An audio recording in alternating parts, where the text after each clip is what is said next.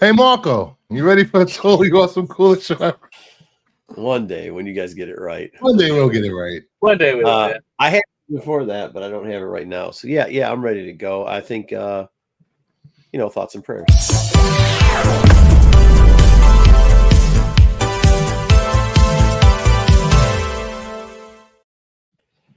We got a lot of stuff going on today. We have got this is what I'm going to say here. Whoever it is in my local area that's doing this, I appreciate it, but knock it off. We can't find a Tony Fleece freaking variant, B cover, or anything. And now the LCSs are just laughing at me. So I know it's some shenanigans going on. So whoever it is that's doing that. Somebody's messing with you. Yeah. Wait, they're laughing at you because you're asking for it? Well, they're like, oh, shoot, we forgot. So that sold out again. Sorry. And it's like, okay, thanks. But like at the same point, like you guys are really buying all the like reverse, like the cul-de-sac reverse covers. Like really? Yeah. I mean, I know they are only ordering like 5 to 8 per store, but really that's what you're buying 2 copies of that. Like that's what you're doing.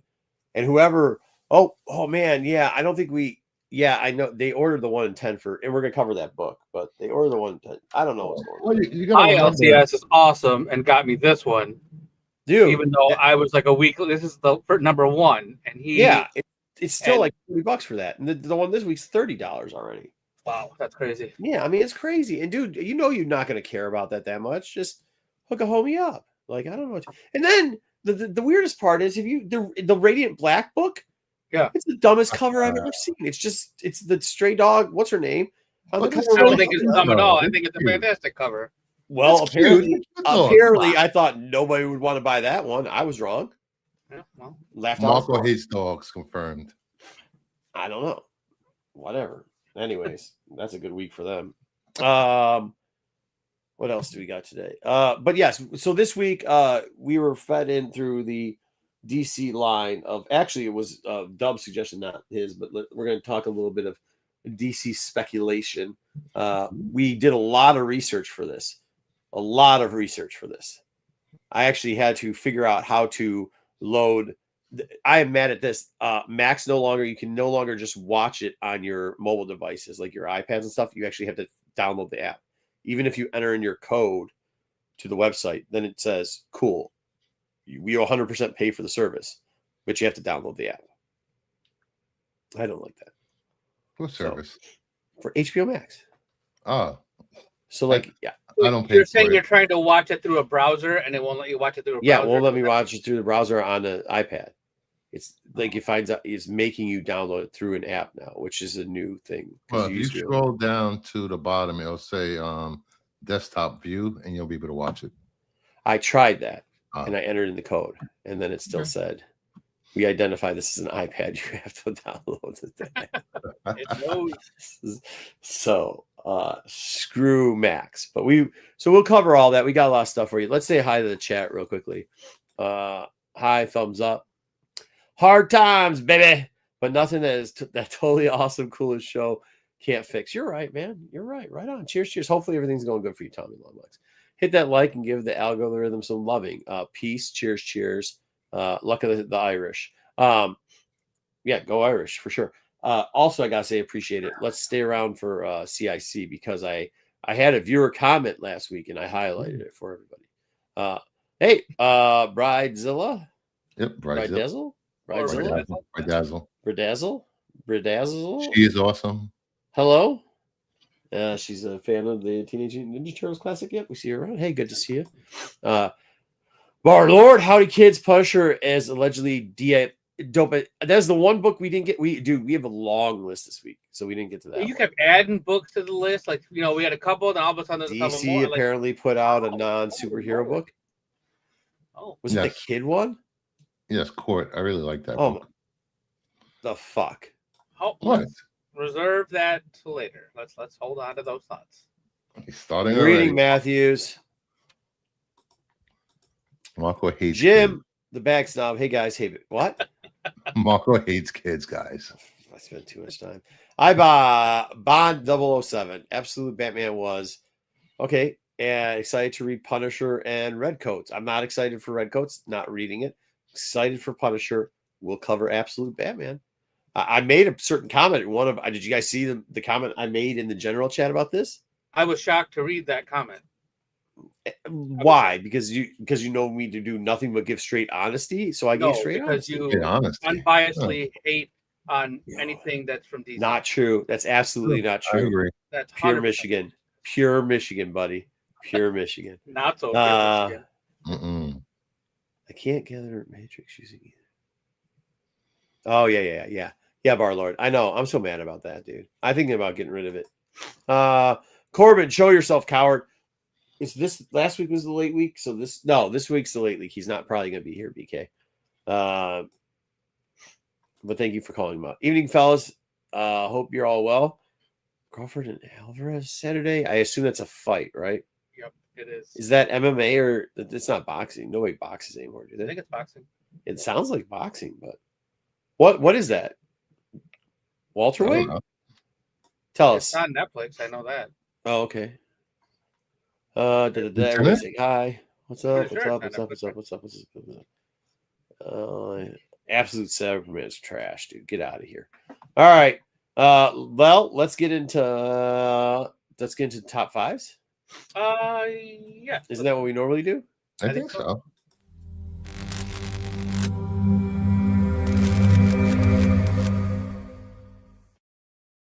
Top 5 covers of the week. Oh, this looks really weird.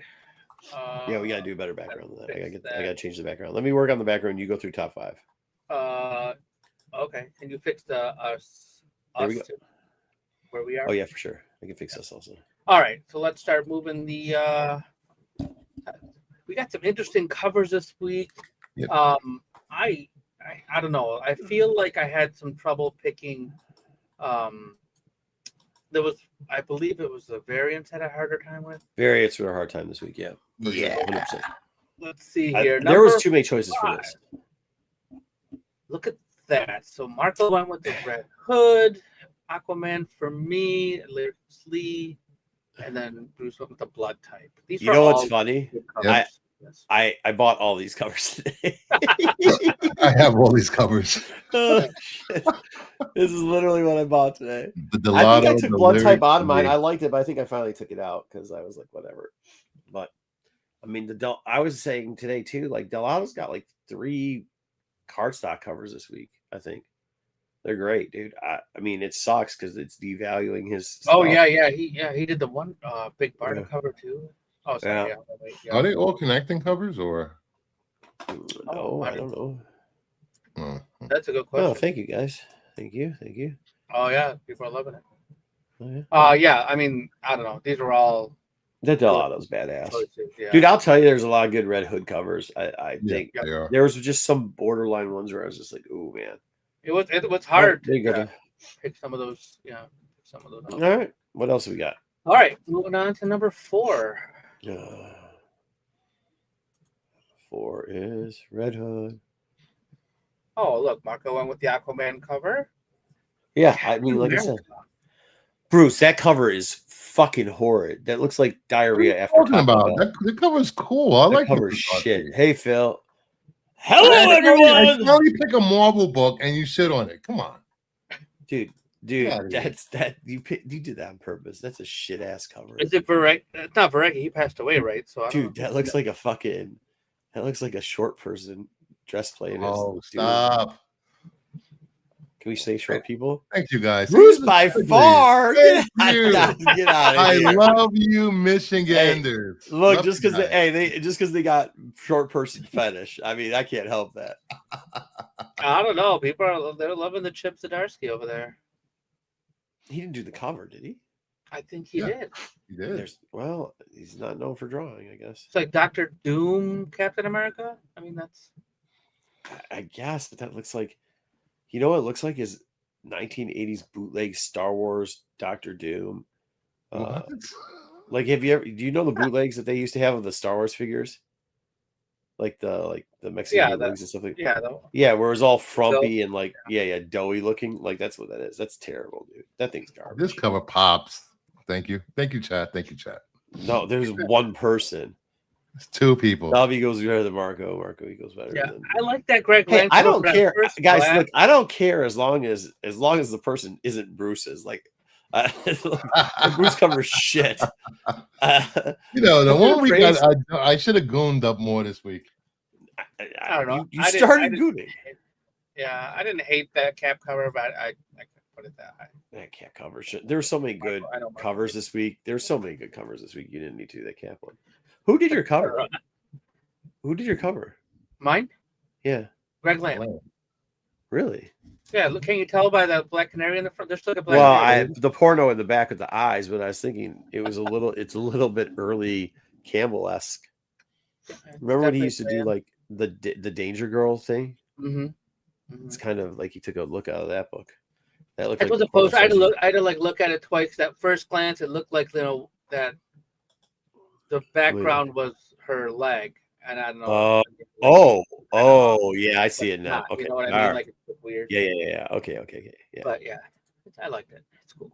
All right, moving on to number 3. Yeah, exactly. Yeah, dude. That just makes our point. That makes our point.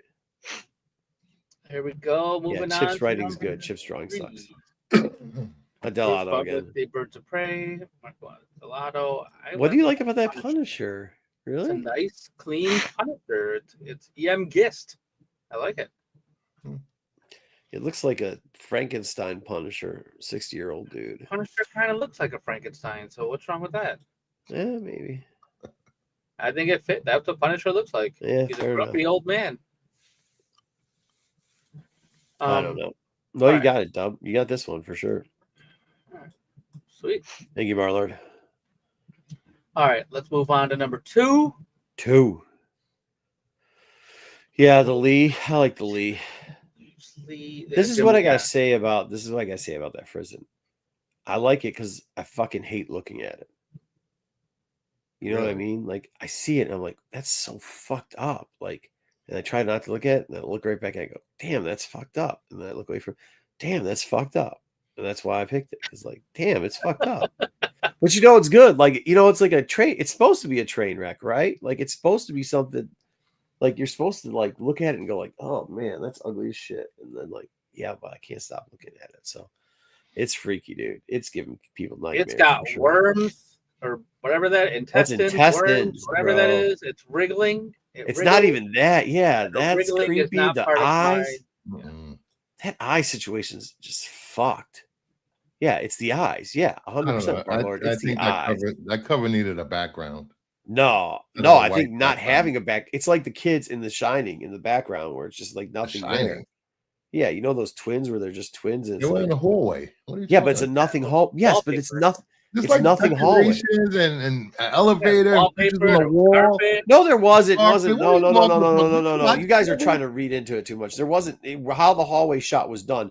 They did it far away where the hallway was just like nothing sound, dude. It's the girl from The Ring. Yeah, that too. That's creepy. Yeah, I think the only thing that cover needed was a Yeah, but that's the black third ring. time we put Mirror up there. Kind of high for Mirror. All right. All right, moving on Yeah. to the Yeah. All number- this nonsense. Red rum. Oh, the Red nonsense. rum. Look Oh, at that. nice. Nice pick, Nice. Bruce. Nice 100%. pick. That was the best I cover liked of the it. week. I don't know what Marco was doing. I 2000 don't AD Judge Dredd. I thought it was a dope ass one. Also, a great conclusion to the story. I know you guys will never, you guys have got a very simple palette. You never diversify, but for some of us connoisseurs of comic and history, we try a little bit of everything. So, thank you. Yeah, it's a good cover. And one sentence, we are upset with the people across the pond, and the other sentence, we love them. Yeah, pretty much.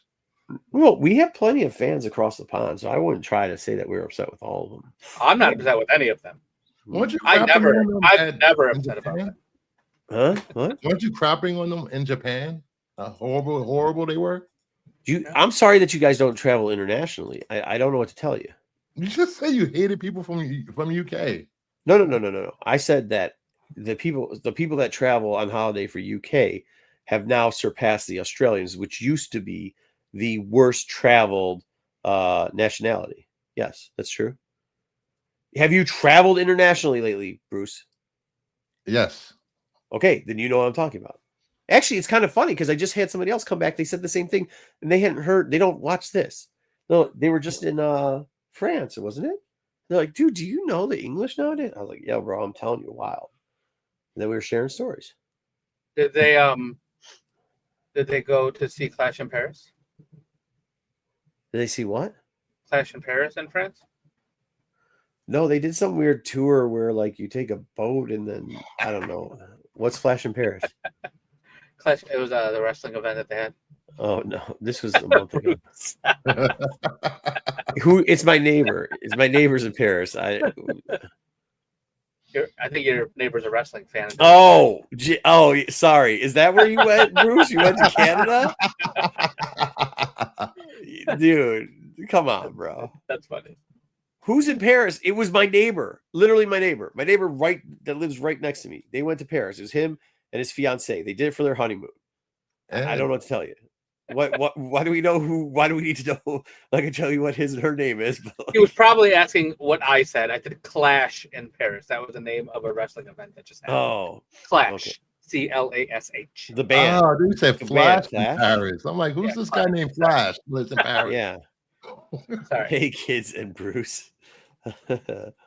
All right, let's move on to the variants. Here we go with number 5. Oh, no. He's doing something else. No. He's doing a Kanye thing. A Kanye Jay-Z song. Oh, all right. Okay. There, what is with that?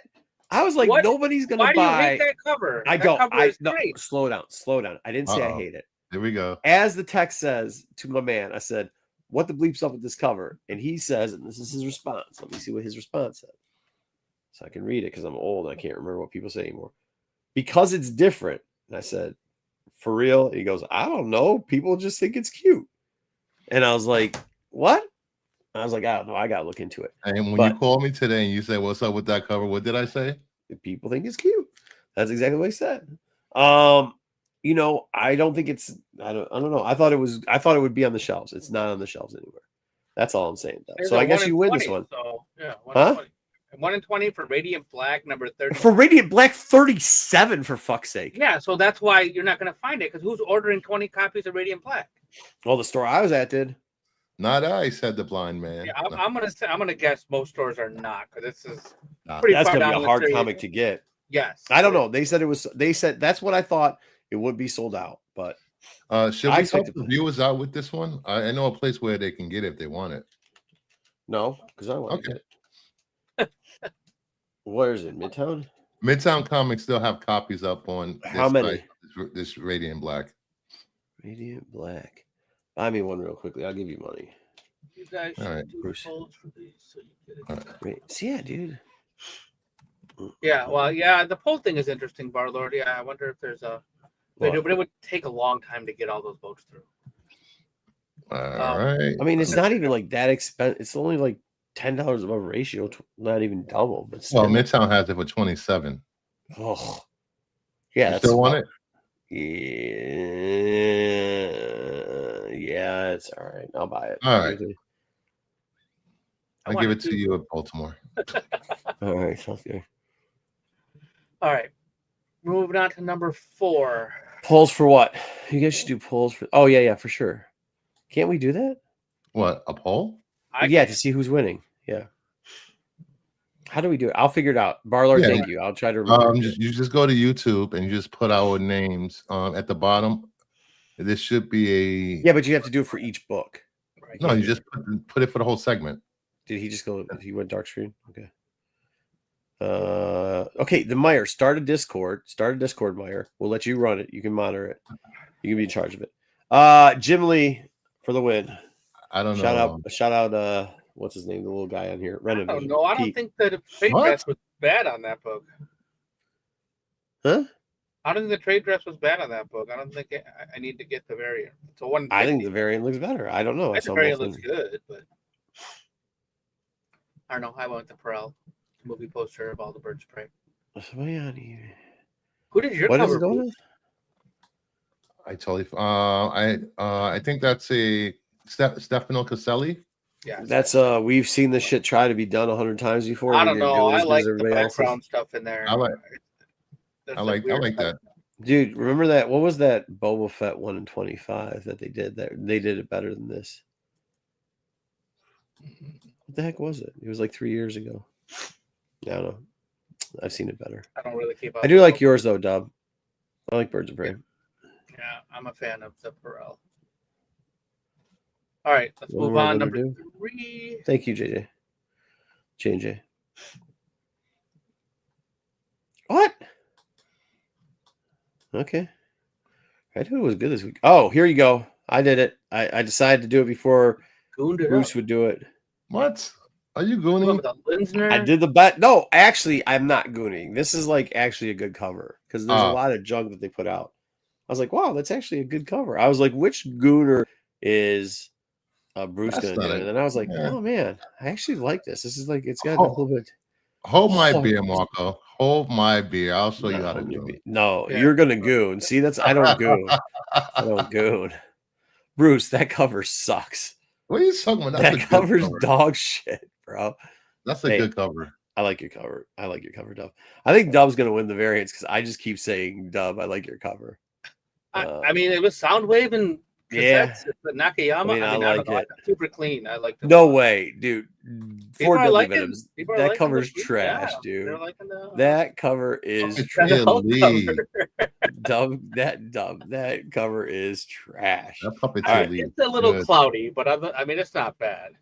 It's almost like a Hulk Yeah, one. out of these three though, that thing's No, one that's of these true. is Yeah, out of these not three. like the other. It ain't that good. If that was an A, hey guys, we're in variants. Like if that's an Oh, yeah. A cover, I give it to you. Yes, we got They're like 4 people variants, calling bro. my name. I won that We round. did. Thank you, guys.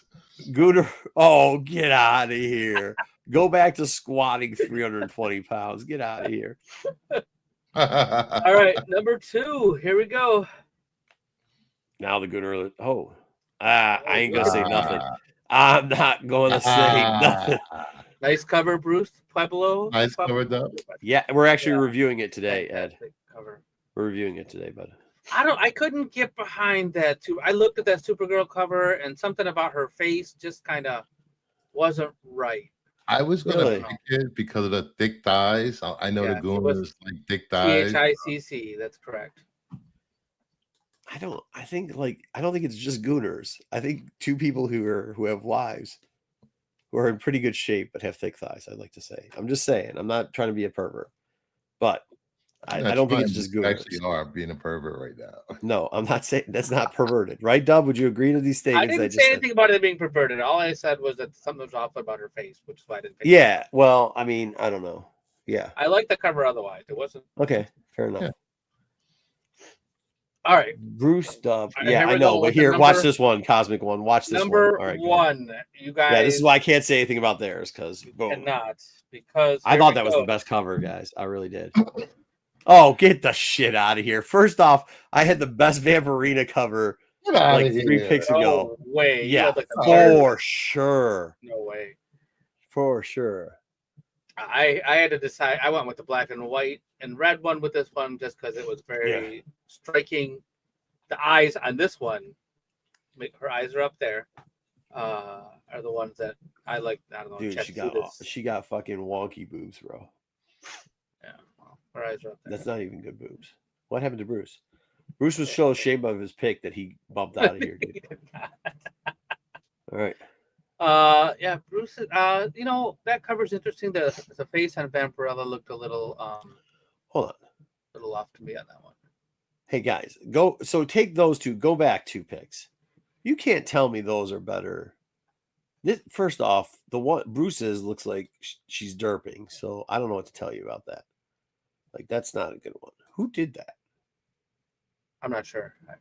I didn't Not look good. up I did not look Yeah. up all of them. My internet's acting wonky. Oh. Cliff one? Who's Cliff?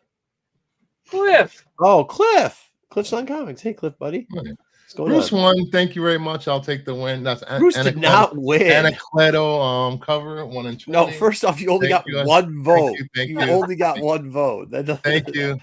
Thank you. It is. It is not good. That looks like a derper. No. Bar dude. Lord. I got 2 votes. I win. Thank There you. might very have been much, there might have been some interbreeding in that Vampirella. What? saying. I don't know. I just got another vote too, so I think I'm up there. No one's voting for you, Marco. That's because they already voted for that cover because you guys used it as number 2. All right, what's up next? All right, that was the number Hey, thank one. you, Cosmic. I appreciate that. I got one. There you go. I'll take it. See you next week. All right, what's up next? 2 is better than 1. What does that mean? We are going to move on Into to Face FOC, Off. if You got it. want. FOC.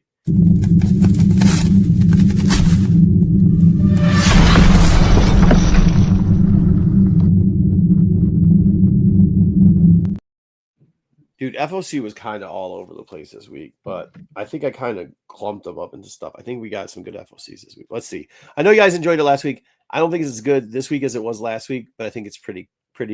I mean, last week you guys were really great because you guys were just hyping the seg the whole time. But we'll see. We'll see. All right, here we go. Let's see what we're gonna. What's up, I wonder what Cliff? the theme is this week. I wonder if there is a theme. Here we go. Muppets versus Muppets. Chrissy Zulo versus Joshua Cassara. Dude, I like the guys on the right, but it's fucking a horrible homage. Yeah, I'm a fan of the style on the Waldorf, but not. Yeah, Beaker. You're I not think I'm supposed gonna to go see Beaker. them below. They're supposed to be sitting in a balcony. Yeah, look, dude, look at those big feet with those non-calves, bro. Like how do you live life like that? Oh my god. Oof, pass, boo. Wait, what? Dude, we went from last week that this was the greatest segment to pass and oof, pass. Maybe they're impersonating those two guys. That's what they do in the balcony. Yeah, maybe. I actually, I'm definitely getting the Bunsen and the Beaker one. That's yeah, Bunsen and Beaker are good. I asked for that one already. So, see. All right, what's up next? Yikes! All right, yeah, that was homages for the people that didn't catch that. It's homages. Both were homages. Hulk homages, I might have. Godzilla destroys the Marvel Universe. This was not supposed to be. These weren't supposed to go against each other. We screwed something up somewhere. That's what it said in the thing. It was this versus this. What is that trash? Okay, I don't know what's going on. That's not. There's gonna be another trash book later. Oh I got screwed up. My man. I screwed this up then somehow. I'm gonna blame it on Dub, but I screwed it up. But it's Spider-Man for sure. It's clear, yeah, easily Spider. What is that? Wolverine Godzilla? What does that even mean, dude?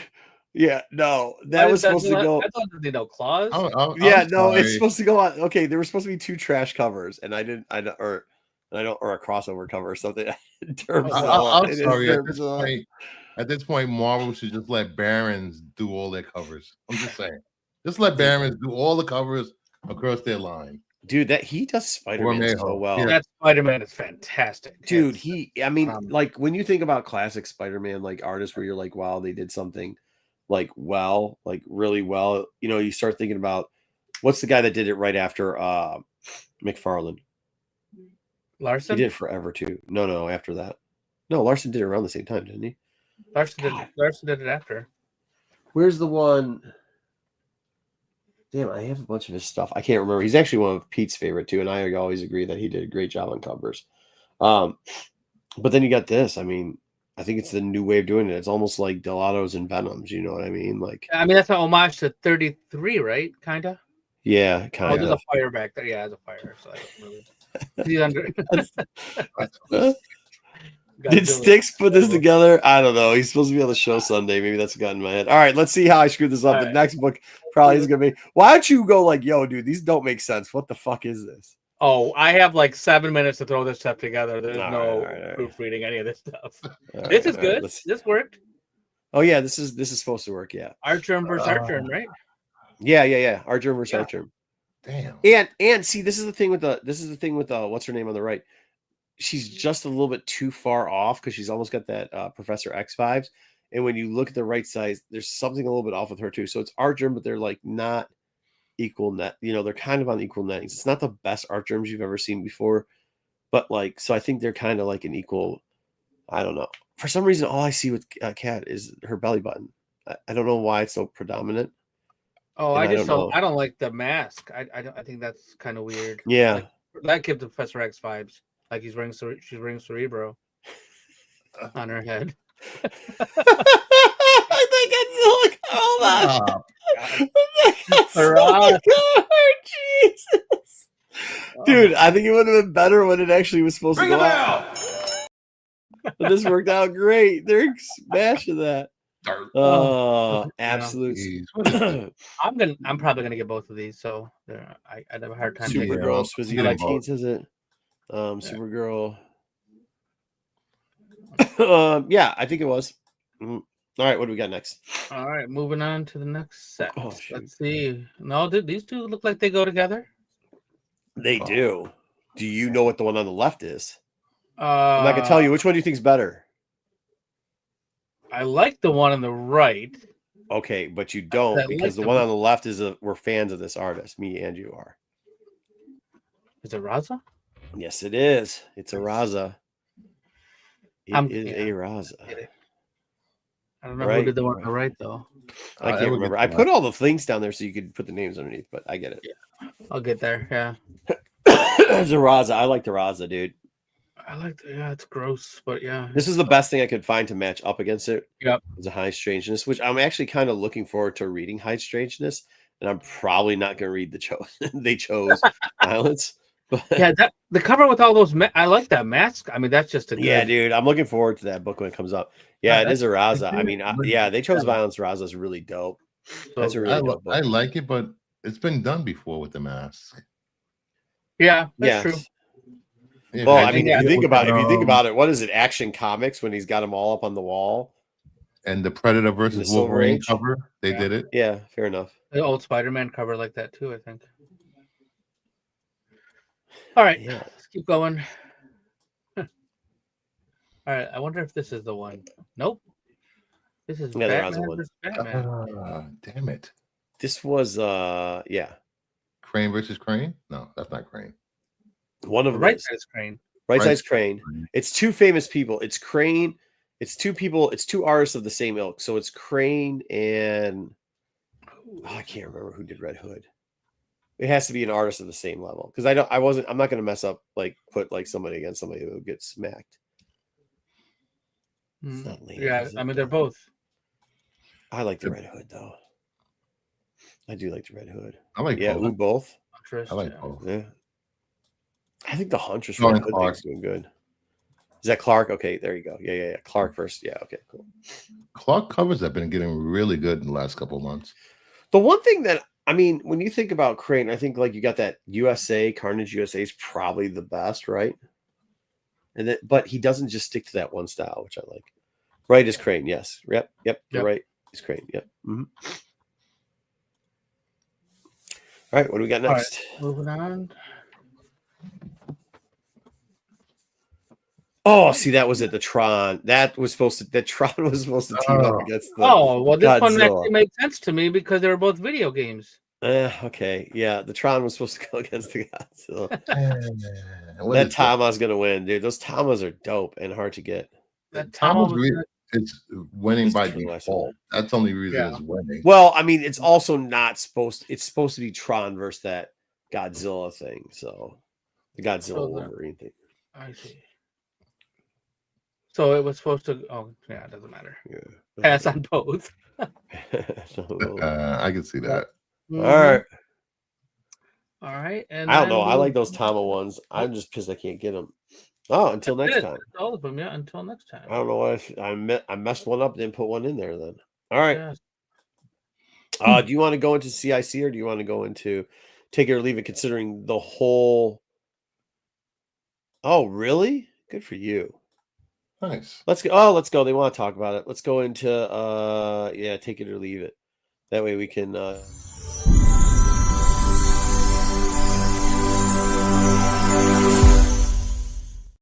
I don't know any other show that just lets the chat decide how we're going to run the show, but hey, shout out chat. Yeah.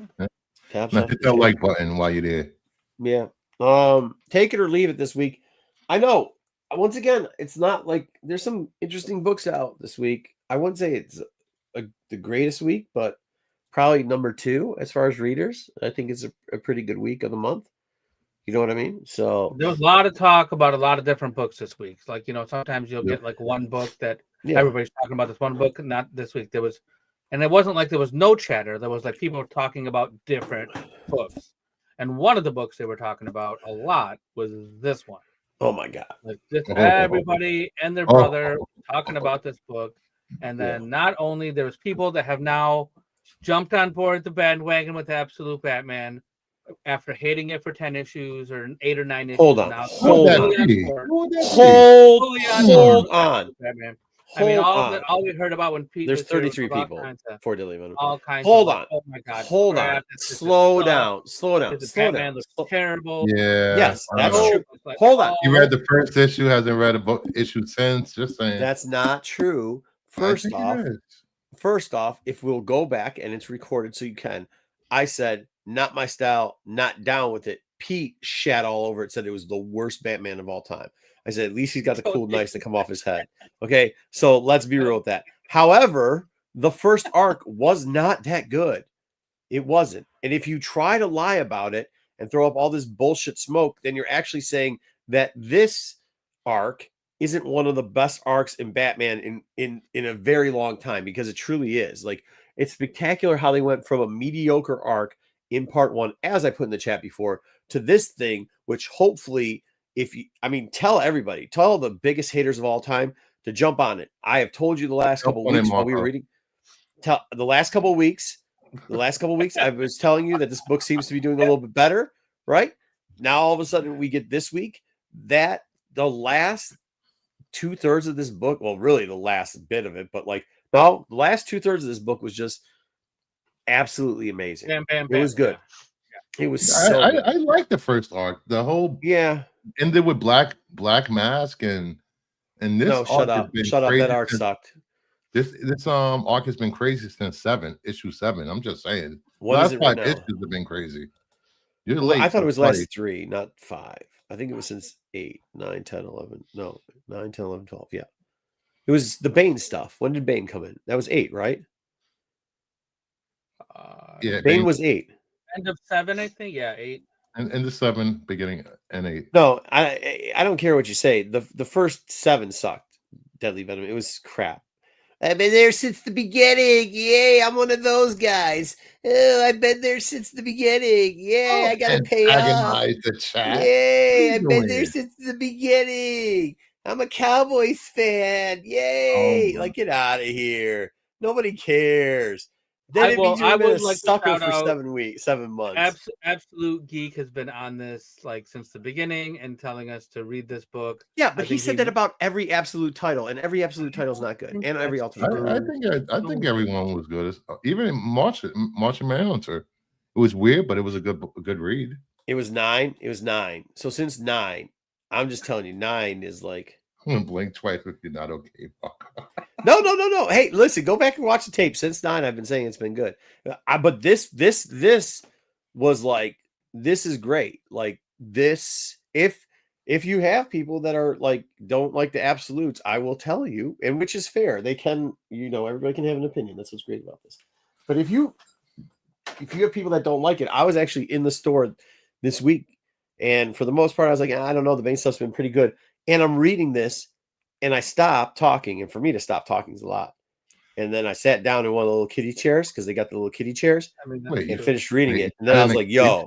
Why are you still? And I was like, yo. And I just flung the book at a dude. I was like, just read this and tell me it's not good. And he read it. He said, shit. Comic books to people? Yeah, who cares? I already put my greasy fingers were already all over them, son of a bitch. I'm buying it anyways at that point. Really good stuff, though. This is really good. This probably was the best of the week. I'll be honest with you. I know everyone crying Croc last week, which was okay. I mean, it's okay. Not that great, but okay. I mean, good enough. But crying Croc. Yeah, crying Croc last week. It was okay. But that's okay. So we're in the shop, and I'm like, no, this is. And they're like, well, last week's Batman, blah, blah, blah. I go, yeah, crying Croc's okay. Read this, though. This is good. This was really good. So,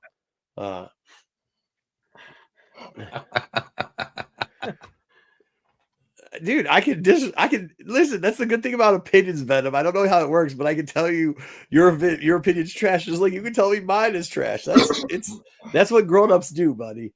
My feelings are not hurt by anything you ever say.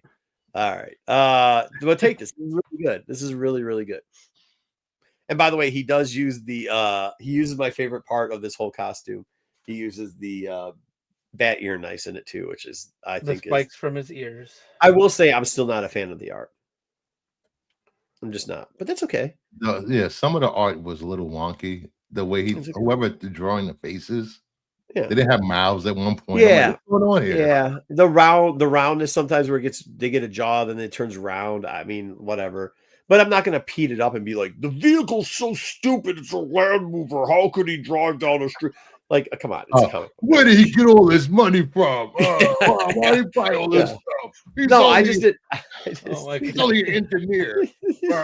Where's my beer? His friends are so stupid. Blah, blah, blah. No, like, okay. I mean, I don't know. Pete being besmirched and he's not even It's not going right. I think people forget. I think they just always think I'm the guy that always talks about everything. If you go back, I said this isn't terrible. At least this is not absolutely. I'm not reading this. I'm going to make a video. I'm going to make a team video. All right. I think for the most part, this is a take it. It is. It's a good book. This is a good story. Whether or not anyone liked it from the beginning or didn't like it from the beginning or hated it, I looked at from the beginning. This is a good read. It's been a good read for the past few issues. Yeah, for Scott sure. Snyder's doing well. So, bro, I'm telling you, like this issue, it's been good since 9, but this issue is like, I don't know how you're going to top this issue. I think this might have been the climax. I really can't wait for all of the absolute characters to interact. When is it? Next month? Absolute Evil starts or whatever. Oh, they're doing Absolute that Incursion shit? or Absolute Crisis. Is yes. Absolute Crisis. Crisis on Absolute Earth. Crisis on Absolute Earth. Is that what we're having? Crisis on Absolute Earth. Yes, that's it. Oh, Jesus. All right, let's. I think we can move on to the next book. We love Pete, dude. We're just giving. Oh, Jesus. Here we go. The Court, not the Court of Owls. Court. Not any other kind of court. This is the Children of the Round Table, originally created by Tom Taylor and Danielle Nicuolo. Yeah. I'm gonna let Bruce go ahead and tell us why you like this book. I liked it because it's for everyone. Nope. And I'm a big fan of King Arthur, the Round Table. As you guys know, Kingdom of Nerds, my Knights of the Round Table on my channel. Sub up Kingdom of Nerds. I like the introduction. I like the idea of what they're doing with the swords. And this the swords? I'm sorry, what did you say? The swords. Nope. So I will give this another chance. There's only 5 issues, and Tom Taylor has not failed me yet in his writing. So thumbs up. Who's your favorite King Arthur? Which was your favorite King Arthur movie? Lancelot. Oh my God. Okay, so that's just an automatic. Throw it in the stone. Go ahead, Dub. Arthur, the last one they just did. You know, look, this, it was really cartoony looking, art style.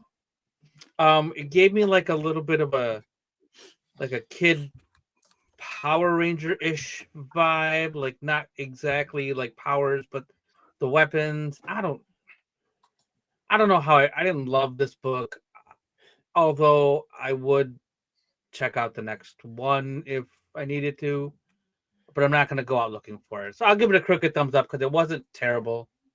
But I don't know. It's not. I don't think it's really for me. This is not my kind of book. It's thumbs down. It's not for me. I mean, whatever. It's just not for me. This is, and I like King Arthur, so don't like. That's not it. Like, you know, and I like all of the ones they did, including the Charlie one that he just came out with. You know, but this was not like the meteor thing stupid, the talking sword thing stupid. But I'm not saying it's stupid. I'm just saying it's stupid for an adult to read this. Like, this really is for children. And if you think it's awesome, I worry about you. Yeah, that's what I'm going to say. That is your opinion. I'm glad you have one. Yep. Thank you. Yeah, like a great value power pack. Yeah, like yeah, that's true, Parlor. You got to give DC credit for trying something different, and it's not. I mean, No, I mean, like, you know what this will be good for? Like, this is like free. I expect this to be a free comic book day, and then run on that for a mini series, or maybe that's what it is. They're waiting for the TPB to come out around that time. I'm a big fan of anime and isekais, and this reminds me of a Japanese isekai. You're just That reminds me of talking shit, trying to fucking make this sound like it's not the What? It bag of does shit remind me that of it an is. isekai. No, it doesn't. It reminds you of a turd sandwich wrapped in fucking mayo and then ran over by a gas station glizzy. now hold on. Are you wearing a mask while you say this? I don't eat, but no, only people who eat gas station glizzies with the cheese sauce on it. Oh, stop. Weren't you supposed to go buy a gas station glizzy this week and give us a report? Dude, I don't have time to get diarrhea, bro. Yeah, so Marco drives we're gonna move on. That's kind of it's leaning more towards take it, but I don't know. It's just not for me. I'm not saying it's bad. For my kids, maybe. Okay, last week I'll do this one. Last month I was like, I don't know about this. It seems okay, but not my favorite title. That is by the new EC rollout. That is incorrect now. I thought this was really cool. Like this was really cool what they did here. I thought they did a great job with this. I don't want to ruin it because I think everybody should read it. Even if you didn't read number one, I think it's easy to pick up. I thought like one was kind of just like phoned in, and then I don't know. This was kind of cool, bro. This was really kind of cool. So, thumbs up. Yeah, thumbs up. Holy thumbs up, dude. It's literally the point of the show for Deadly Venoms is to be opinionated. We could be in silence and just not even look at a book, but I don't know how good of a show that would make. But all right, go ahead. I do want to say, is this the last issue? No. Oh, okay. Because the way it ended and it said the end, I was like, is this the end of the series? It was. Yeah, I didn't think it was the end of the series, right? I don't think so. I hope not, because I guess I don't know. like that. No, because what? I said if it ends like that, then no, because it's got to have more to it. I hope so. Yeah. Because I thought it was great. That scene towards the last 4 or 5 pages was like insane. Yeah, the string thing. Yes, that thing. That's what I'm, dude. That string thing is no, because she's got. Yes, no, it can't be the end. That's what I'm saying. It can't. I hope be the not, end. because no. I'm looking forward to this. I'm gonna look now. Yeah. No. So thumbs up for you, Bruce. Yes, thumbs up. I will tell you the first thing that stood out for me with this book, starting with the cover and all the way through, was the art. Like Sorrentino is like crushing the art in this book. It's like some of the art's not perfect, but the way he uses the art, like no spoiler, but there's like a scene where like there's like a red liquid, and then like the comic follows the red liquid in the trail of that. Well, it's about like, zombies, so blood. Okay, we can say blood. Yeah, well, blood everywhere, and it's awesome how the panels only appear there. It's just a really good way to do it, and I like there's some creatures and zombies and such, and they're done really well. Not overly gory, but like gross. And hold on, I'll actually say that is one of the parts that I did have a problem with, because I couldn't. There's the human, and then there's the like convert. Yeah. And you couldn't kind of tell them apart, though. I think they should have made a little bit more of a distinction. You could if you read the book, because the verbiage was helping you do that. But yeah, I don't know. I like. I mean, they're wearing different clothes, and they're like their faces. Okay, yeah, fair. So, but yeah, so I liked it. I also give this a thumbs up. If you're into, I'm not into like super scary stuff and horror, but this is okay. Like it's not. Yeah, it's not bad. Right. When it comes to that, I think that's our full take it, right? No, absolute got it too. We got 2. Like I said, good reading week. All right, let's move on to the next book, and here we go. This one. I'm gonna give it a thumbs up. I thought it was good. I mean, I don't care. I mean, I know people. I know Dub's just gonna shit on it because it's an X-Men book, but like it does take over from a spot of like if for anybody that read the original Age of Apocalypse, they kind of left it like they did something and kind of left it. And like, yeah, well, Barlar, that's what we're trying to tell you. I know there's a lot of like lead-ins to a lot of their stories and other stuff, but like if this is how the original goes, and the end was pretty good too. They had all the characters on the cover there. And yeah, I mean, I liked it. I mean, there was an Age of Apocalypse they did back in 2019, I think 2018, maybe somewhere around there. Maybe it was 17. And it was terrible. It was trash. And I'm glad that they decided to not go that route. And they went more off of the source material from the first one. So it's almost like an extension. That's it. That's all I got.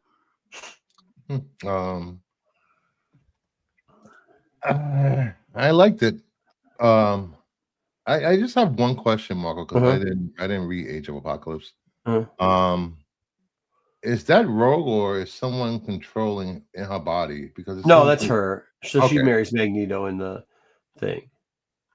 So the one part, the only part that they kind of messed around with is like the Summer Brothers. Like some of the people who died, I think, or was thought to be dead in AOA, aren't here because they can't because of some of the other stuff that happened. Okay. But then, yeah, so then they went. Yeah, I don't want to ruin what they did, but yeah. Well, I was happy with Havoc, so thumbs up. Both thumbs up. All right. So I think you would have liked AOA, by the way. I think you would have liked the original AOA. Go ahead, Dub. I did read the old Age of Apocalypse. I don't know what the 2018 or whatever. I didn't read any of that you're talking about. That one wasn't good. They strapped Wolverine to like a nuke or something, and yeah, wow. Sounds about right. The art was really good in this book. Simone DeMeo did well with this. Yes, Sareth. The number of characters in this book is just, as per usual with any X-Men books, is overwhelming and ridiculous. What? And then it was only like 7. The best part of this book, there's they start the book out, you get the cover, and then you get this awesome tribute to Jim Shooter, who did so much for Marvel and DC. So that's probably my favorite part of the book. But dude, get out of here, Dub, with this hating, this constant bullshit hating. Hey, 4 Deadly Venoms. This is what I'm talking about. Listen to Dub. Any X-Men book, we know what he's saying. He's talking shit. He just said the best out of this is Jim Shooter. He hates all day long. That's okay. Not one good word out of him except for Shooter. I give it a crooked thumbs up. Yeah. Because if you with all the X-Men, it's not as terrible as everything that's going on in the regular. There's only 8 characters. There's only 8 characters in the book. Only 8. Some X-Men books have got like 62. Dude, the last Superman book might have had 74 characters in the bloody thing. So let's not act like some of these other books don't have stuff in them too. Have you ever read a JSA book? A JSA has 628 different characters in it each week. And they're only 10 of the same characters. So you're telling me because other ones have more characters, no. Bad I'm too. just saying. Yeah, I agree. Those are bad too. Yeah. No, this is bad and that's bad. Agreed. No, get out of here. Get out of here. All right, what's next?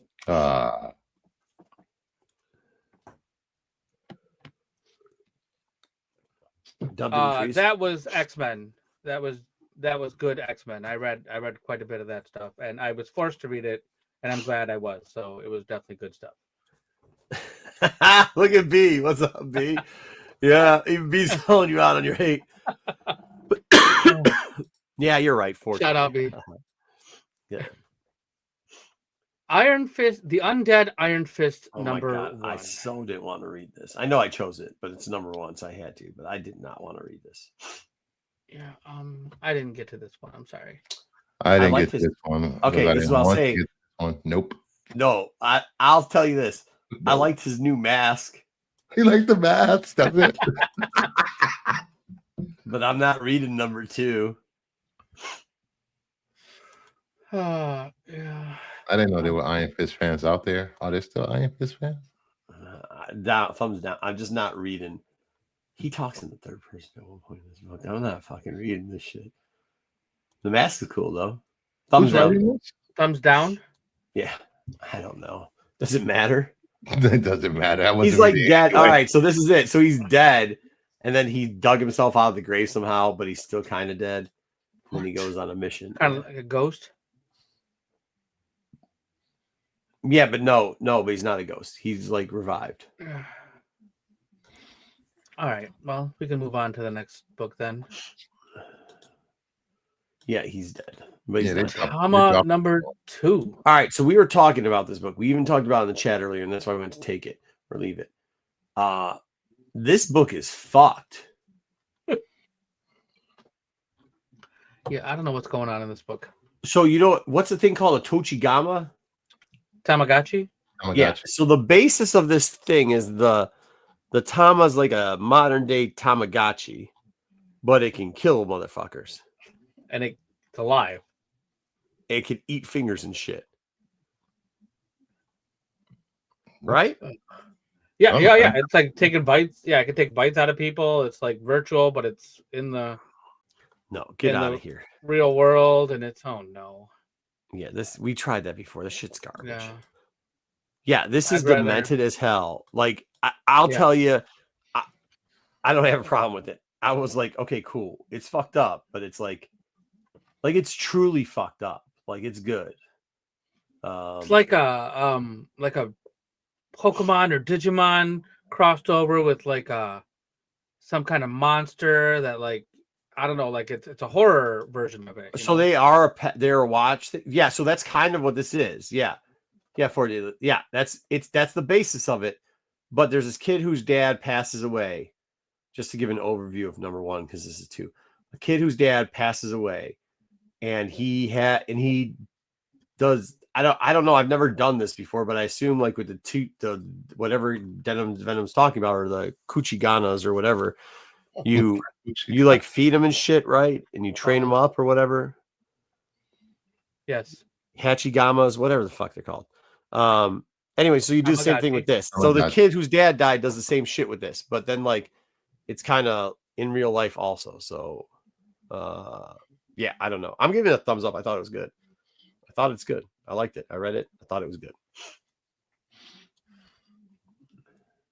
Bruce, did you get a chance to read this one? I did not. It was added 10 minutes before the show. Yeah. No, it wasn't. It was 2 hours, 3 hours. It was at 2 o'clock. I also give this a thumbs up. This is weird. And you know, like my interest came because Tony Fleece was doing some of the Game Boy covers. Yeah. And then I read it today, and that's what it says in the cover here. It's like violent, vengeful, cute, and cuddly, all in the same thing. Yeah, I was like, what? So, what? Yeah. Piqued my interest. I figured I had to open it up. Yeah, give it a whirl. This is definitely something different. So, yeah, don't just buy the covers. Read the books inside. Yeah, check out what's inside. Yeah. Okay. All right, let's move on to the next one, and we have Red Hood. Let's go. We read the preview of this and thought it was going to be good. Mm-hmm. I did not see the end of this book coming. No. I think they wrote a whole book or a whole arc in one book. Like that was fucked up. Like it was good. You know, we sometimes complain. I think I just talked about it with the vampire book we were talking about earlier. Sometimes the first issues of stuff do too much expose, right? And you're like, okay, whatever. But this one didn't. This one, it was like, fuck you. We're going to start off and just give you right off the bat. I don't want to spoil it, but I do. We're just going to give you right off the bat what's going to, like, some stuff that's going to happen, some action. So I thought it was good, man. I liked it. I don't know how much I like the, like, romance between, I don't really care about the romance between Huntress and Jason here, but like the art inside was really fucking good too. There's that scene on top of the church. You know what I mean? Yeah. Yeah. Yeah, for sure. Yeah, that church scene is fucking ridiculous. I thought the art was good. I thought there was a lot of. This is a Black Label, right? No, this is not Black Shit's Label. just on the regular fucking. Black Label. No. Wow. Yeah. So I thought it was when I read it. Yeah, because that church scene shit. Yeah, because there were some things that the church, and then there was other like, I don't know, there were some violent things in here. So, I'm looking forward to the next issue. Like, I want to see what happens. Like, Jason Todd's always been interesting, then not interesting to me. He's gone in and out of, interest, and now this is the most interesting to me that it's been in a while. So yeah, I mean, it was a good book. Yep. I think it's going to be. I mean, I thought it was Black Label. I really did. No, dude, that was crazy. Bruce, what do you got? Just thumbs up in right now. DC book. Well, it's a DC book. Well, if you read Hush too, what happened with Batman and Jason was messed up. It was messed up before that, their relationship. And no way reads Hush too. That shit's garbage. Batman just fuck your feelings, Jason. I'm doing what I want to do, and that causes Jason finally venture out and find his own place. And hopefully, this keeps going because the writing was really good. That last page, I was like, wait, what? Hold on. The only thing is the last page. If they go that route, man, I want to talk. Maybe we'll talk about this next week. I'm not so down with the phone call thing. We've seen it before. I'm just gonna say the phone call thing. But the other stuff I thought was really cool in this book. I'm still taking it. All right. It should have been. I do. Yeah, see, that's what I thought, sir. I thought it was that's why I thought it was Black Label. I thought I read that. No, yeah, it wasn't. Maybe it should have been. Lazy, It should have been. This book should have been Black Label. Yeah. Yeah, that was only a $5.99 book, right? $4.99. Yeah, I mean, they got the Lotto cover, man. It was good, man. I think Red Hood, if they keep this up, Red Hood could be just as popular as Nightwing. And then we did. Did we have another one?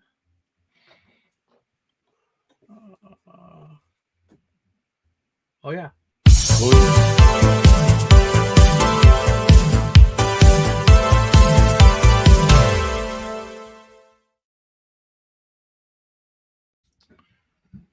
We have a retro review this week.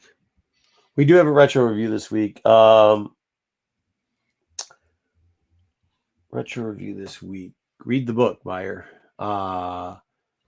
Because this is what we're doing with the Super Spectacular. Superman, the Man of Tomorrow. Listen, this is the first thing I'm going to say about this. What is this? Please, first off, please defend why somebody decided to dress Superman as our favorite martial artist of the 90s, Steven Seagal. Like, what? Oh my god, that's suit and that hair. Whoa. It was Steven Seagaling out. Like, whose idea? Who's the artist on this to Steven Seagal up Superman? It is Tom Grummett breeding. Oh my god, it was so bad. Like, the art's so bad. I will tell you this. This is 90s art. Tom Grummett and Brett Breeden. I mean, that's them. Yeah, I mean, it looks weird. It does look weird. The story's not so weird, though. Okay, this is what I'm going to say. So I made you guys read the first 6. I read the whole 14 plus the 1,000 or whatever. Wait, we supposed to read the first 6? You're supposed to. I said in the chat. Because the first 6 is like an arc. And it's also what the movie's based off of. And then after that, it's like one shot after one shot after one shot after one shot. I mean, I thought it was a good take, but they kind of did what they did in Red Hood in here. Instead of a phone call, it was a briefcase. You know what I mean? So, but it's kind of funny because I can see how this book might tie into, like, for the people that don't know, James Gunn put a tweet up, a picture of Jim Lee drawing Superman and Lex Luthor in the suit, and then said something like "Man of Tomorrow" or something like that effect. So, anyways, I mean, the book's it's 90s. It's good 90s.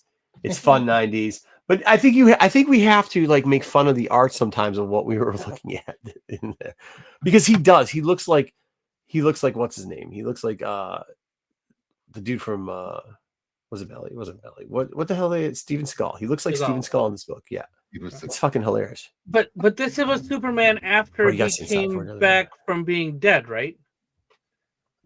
Yes.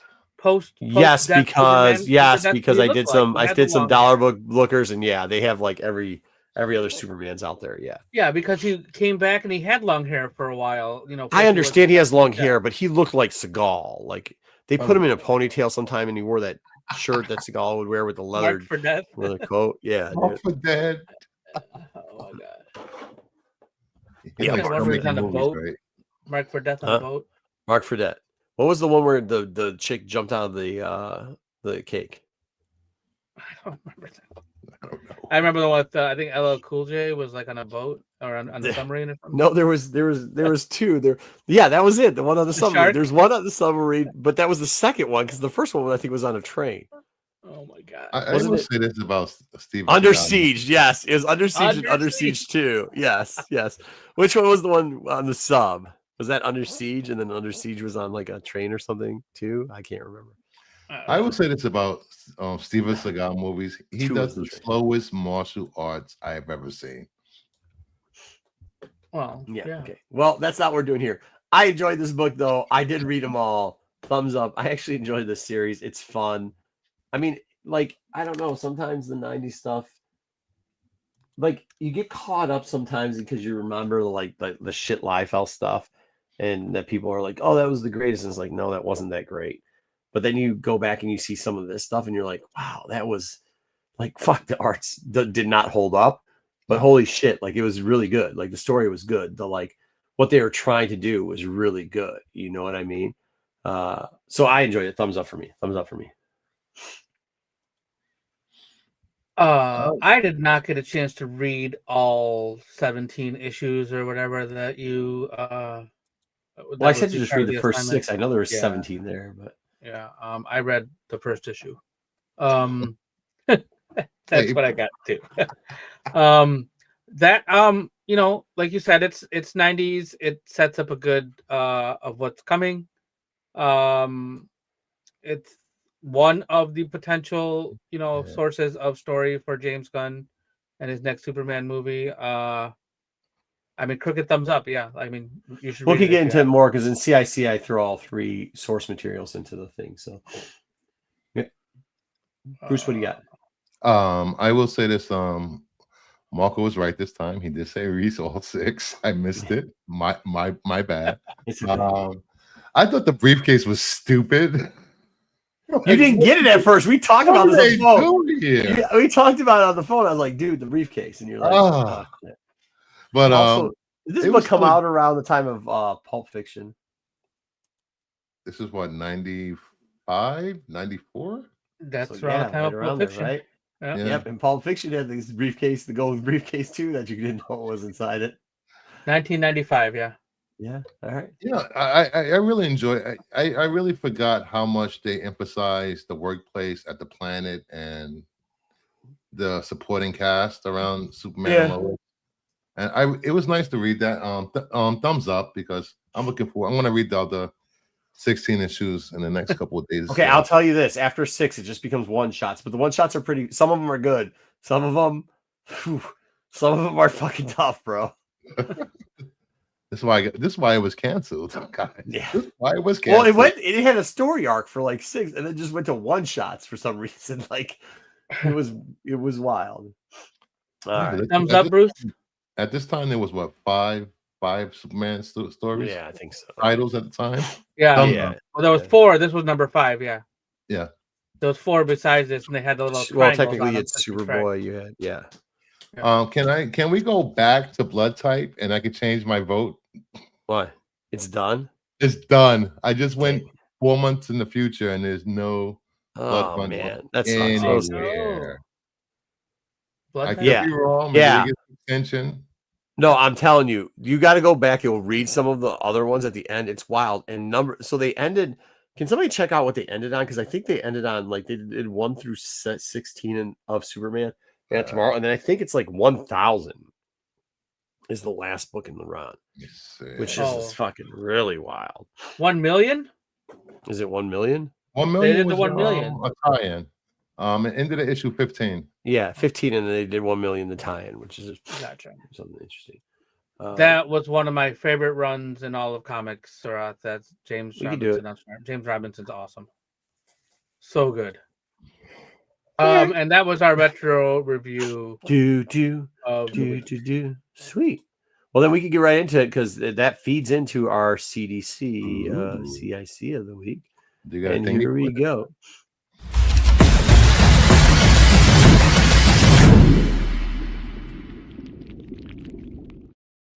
Now, just know we added a new part into CIC too. I think you should enjoy. Bruce thought it was a good idea. Thank you, Bruce. So I decided, I said, hey, what do you think of this? He's like, it's great. Do it. So I did it. Tell me if you like it. You'll figure it out when you see it. All right. First off, also too, Chris TY7FS 6 days ago. You're wrong on Doctor Strange. Strange Tales split after Strange Tales 168. So what he's talking about is last week we said first appearance in this Doctor Strange #1 of his solo series. Chris is right here. We either didn't make it clear enough or we just misspoke. But Doctor Strange's technically his first solo series was starting at after Strange Tales 68. They called it Doctor Strange at 169, 170, and I think that went on for like 20 issues, maybe, or went on for a while, and then they cut that off and then started Doctor Strange 1. So thanks, so thanks, Chris, for clarifying that. I don't know if you clarified it here as well, but Strange Onward and Strange Tales continued without him. And yes, so they did continue Strange Tales. Yes, but they made it to Doc. Yes. And the solo title finished. This one started at 1. Yeah, that's what I think he's saying. Never admits. What's up? No, I'm just very rarely wrong, Sarah. That's how that works. All right. So next up. So thank you for that, Chris. Thank you. This is what we're talking about this week. We've already mentioned. Here's the photo. We kind of previously mentioned Man of Tomorrow. That's the working title, at least, or some type of title that he said that we're doing. That James Gunn said he's doing. So we decided that we're going to review all the Man of Tomorrow stuff for you. And at least one of us three did that. And then on top of that, we're also going to give you maybe, Gunn's known for using off characters and stuff like that. So we're going to dig through some of those Man of Tomorrow. What'd you call it earlier, Dub? All the content material or whatever that feeds into it, and figure out maybe some of the characters that he might show up. Cameoing or such. All right, so here are the 3 source materials that are most often referred to as Man of Tomorrow. And no, we didn't do What Happened to Man of Tomorrow, even though Dub and Pete both said that was the best book. We can review that some other time. But we reviewed the DC Universe movie Superman Man of Tomorrow, which you can catch on Max, which is the HBO Max app. Some of us read the first HBO 6. Max now. I actually read all 16 of I think they partnered with YouTube. I think a lot of their animated movies on YouTube for free. I think you have to pay for it, but we'll see.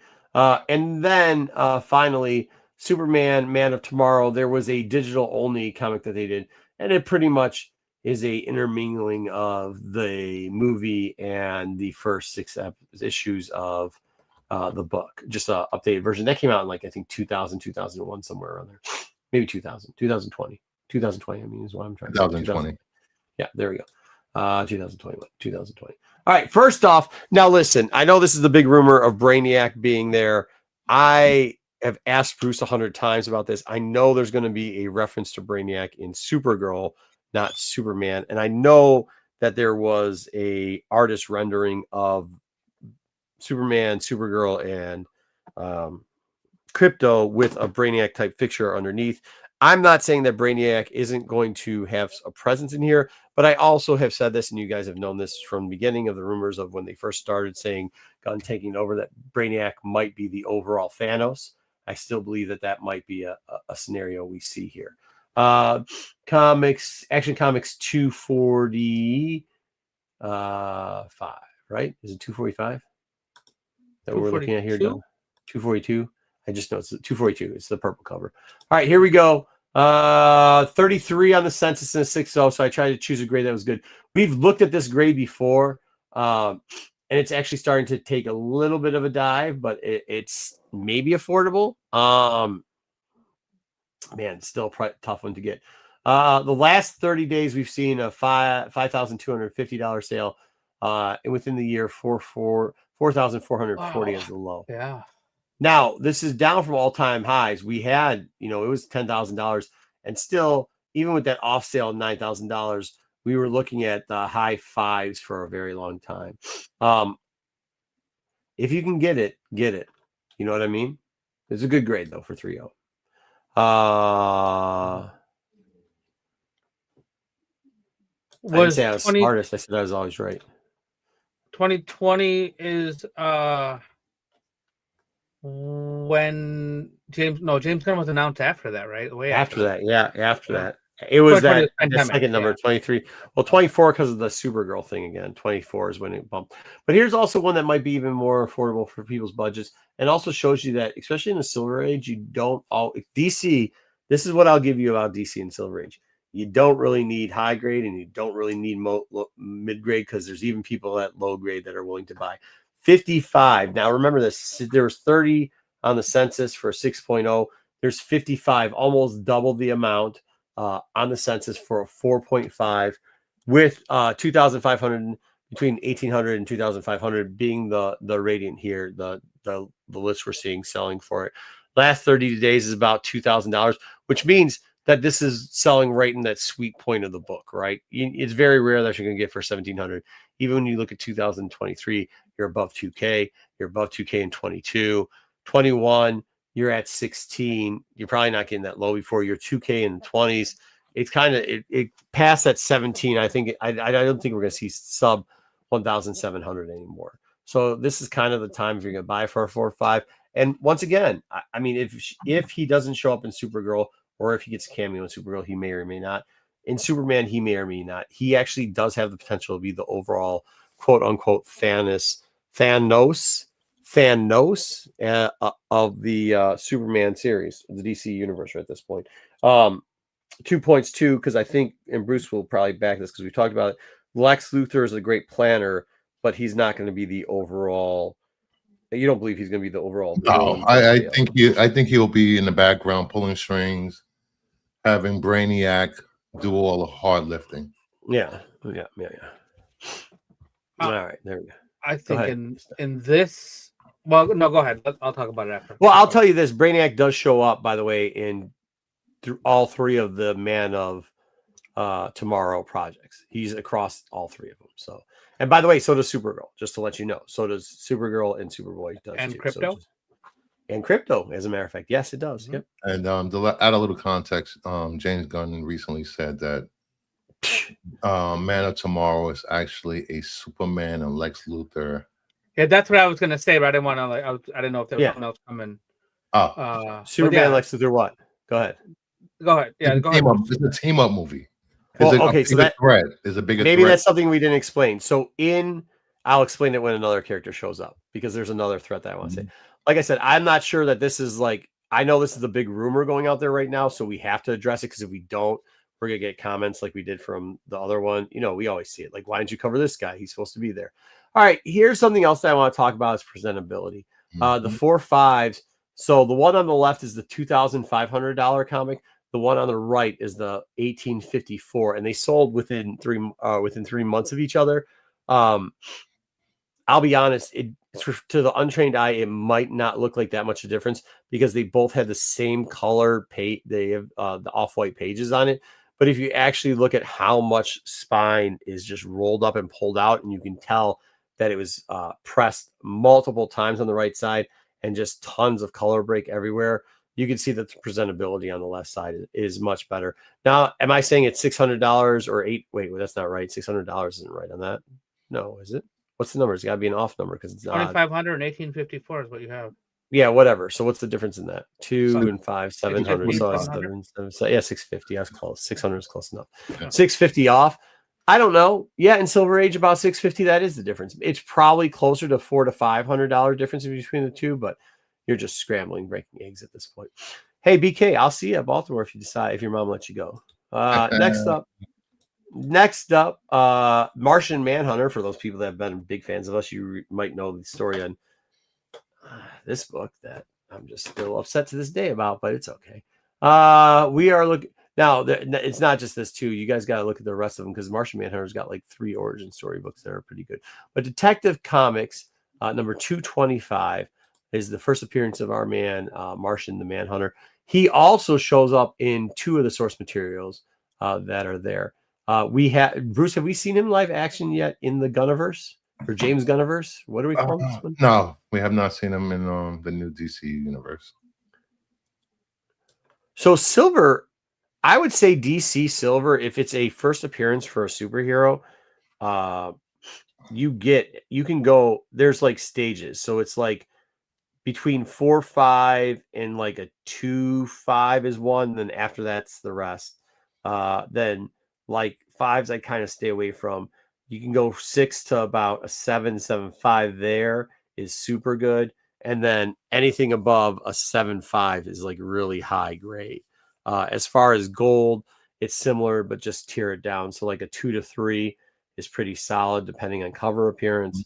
That 4.5 to like 6.55, 4.5 to 5.5 probably is like just the next level up and pretty easily to move them. They're good sellers at that point.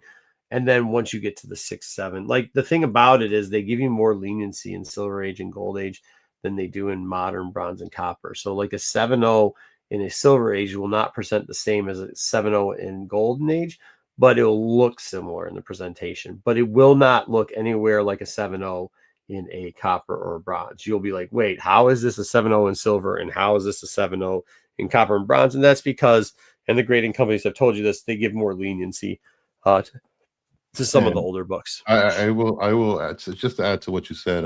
Please. A majority of the Golden Age books, usually most graded copies are usually 4 to 5. Yeah, 4 to 5. So you'll see a lot of the copies. Most of the copies are graded at that grade, those grades. Which in Silver Age you'll see it in that, like I said, like that 5.5 to 7 range. Like 6 is kind of what we say. The medium grade is 6 is the equivalent of a 4 or 5 in gold. Like now you're starting to see more low grade getting graded because I think the price has gotten so heavy in that 6 of the silver, even in silver, you used to not really get 2s, 3s for the longest time, but now you're starting to see that occur more often and more of those copies selling. All right, so here we go. Martian the Manhunter 3.0. Now I've had this book before. I'll tell you the story. I gave it to a friend was getting married to one of my wife's friends. And he's like, yo, I'm getting married. I don't have money. Can you just float it? I was like, yeah, sure, man. What do you need? He's like, I only got like 1,000. Can I just put 1,000 down on it or whatever? I was like, yeah, cool. Hey, here's the deal though. If you can't give me the rest of the money, don't sell the book. Just give me back the book. I'll give you the $1,000 back. Then I get a call from my friend 2 years later. By the way, they got a divorce within a year. 2 years later, I get a friend from another call. He's like, hey, dude, guess which book I just picked up? And I was like, it better not be Martian the Manhunter. He's like, yeah. I was like, and he is a 7.0. He's like, yeah, I paid 10 grand for it. I go, yeah, that's actually my book, dude. And I didn't get the rest of the money for it. Oh, but what are you going to do? So I was like, he's like, well, what do you want me to do? I go, nothing. You bought the book. Like, you were honest on the end, but I got screwed on that pretty bad. Anyways, I should have just held on to it. But here you go. A 3.0 is going for 2,300, 22 here too. Like I said, these keys are kind of, this book doesn't come up for sale a lot. I think a lot of people are holding on it. They're looking for a pop sooner than later. And I think if you're in the DC Silver Age circles, this is a character in a book that we hear about right now. That's like people are like, when he's going to show up. So there you go. Next up, Lobo. He's in 2 out of 3. We know that he's been cast. Yep. We've seen him before. Odds are he's going to end up showing up in both Supergirl, and probably Superman. Omega 3. Hey, Omega Man 3. I'm surprised at how low this book is currently going. I mean, I know there's a lot of copies, over 3,000 copies on the census of this, but still, for this book to only be at, going for $317 on the 1 year average, highs of $489, lows of $223, with a character that we know is going to be around and are pretty sure is going to be a hit from everything we know because he looks good so far. I am very surprised that this is still a sub $600 book. I don't know. I think people are waiting for a trailer to drop or more set photos. Yeah, fair. We're still on 6, 7, 8 months out from the Supergirl movie. Yeah, sure. Once again, he does have a crossover in the stories of Man of Tomorrow. We can kind of explain that a little. He becomes a bounty hunter that tries to hunt down Superman. And even in the later books, he actually helps he helps Superman hunt down another alien. So he's been across all of these. He shows up in the movie pretty heavily if you watch it. And here is who I think the bad guy might actually be. And this is why I think he's referring to Man of Tomorrow is Parasite. For those people that don't know, there's more than one Parasite. There's the original Parasite, Maxwell Jensen, created by who else? Jim Shooter. R.I.P. Jim Shooter. Actions Comics 340. 9/8 go for last one sold in 2019 for $2,300. Good luck getting that. A year ago, though, a 9/6 sold for $3,750.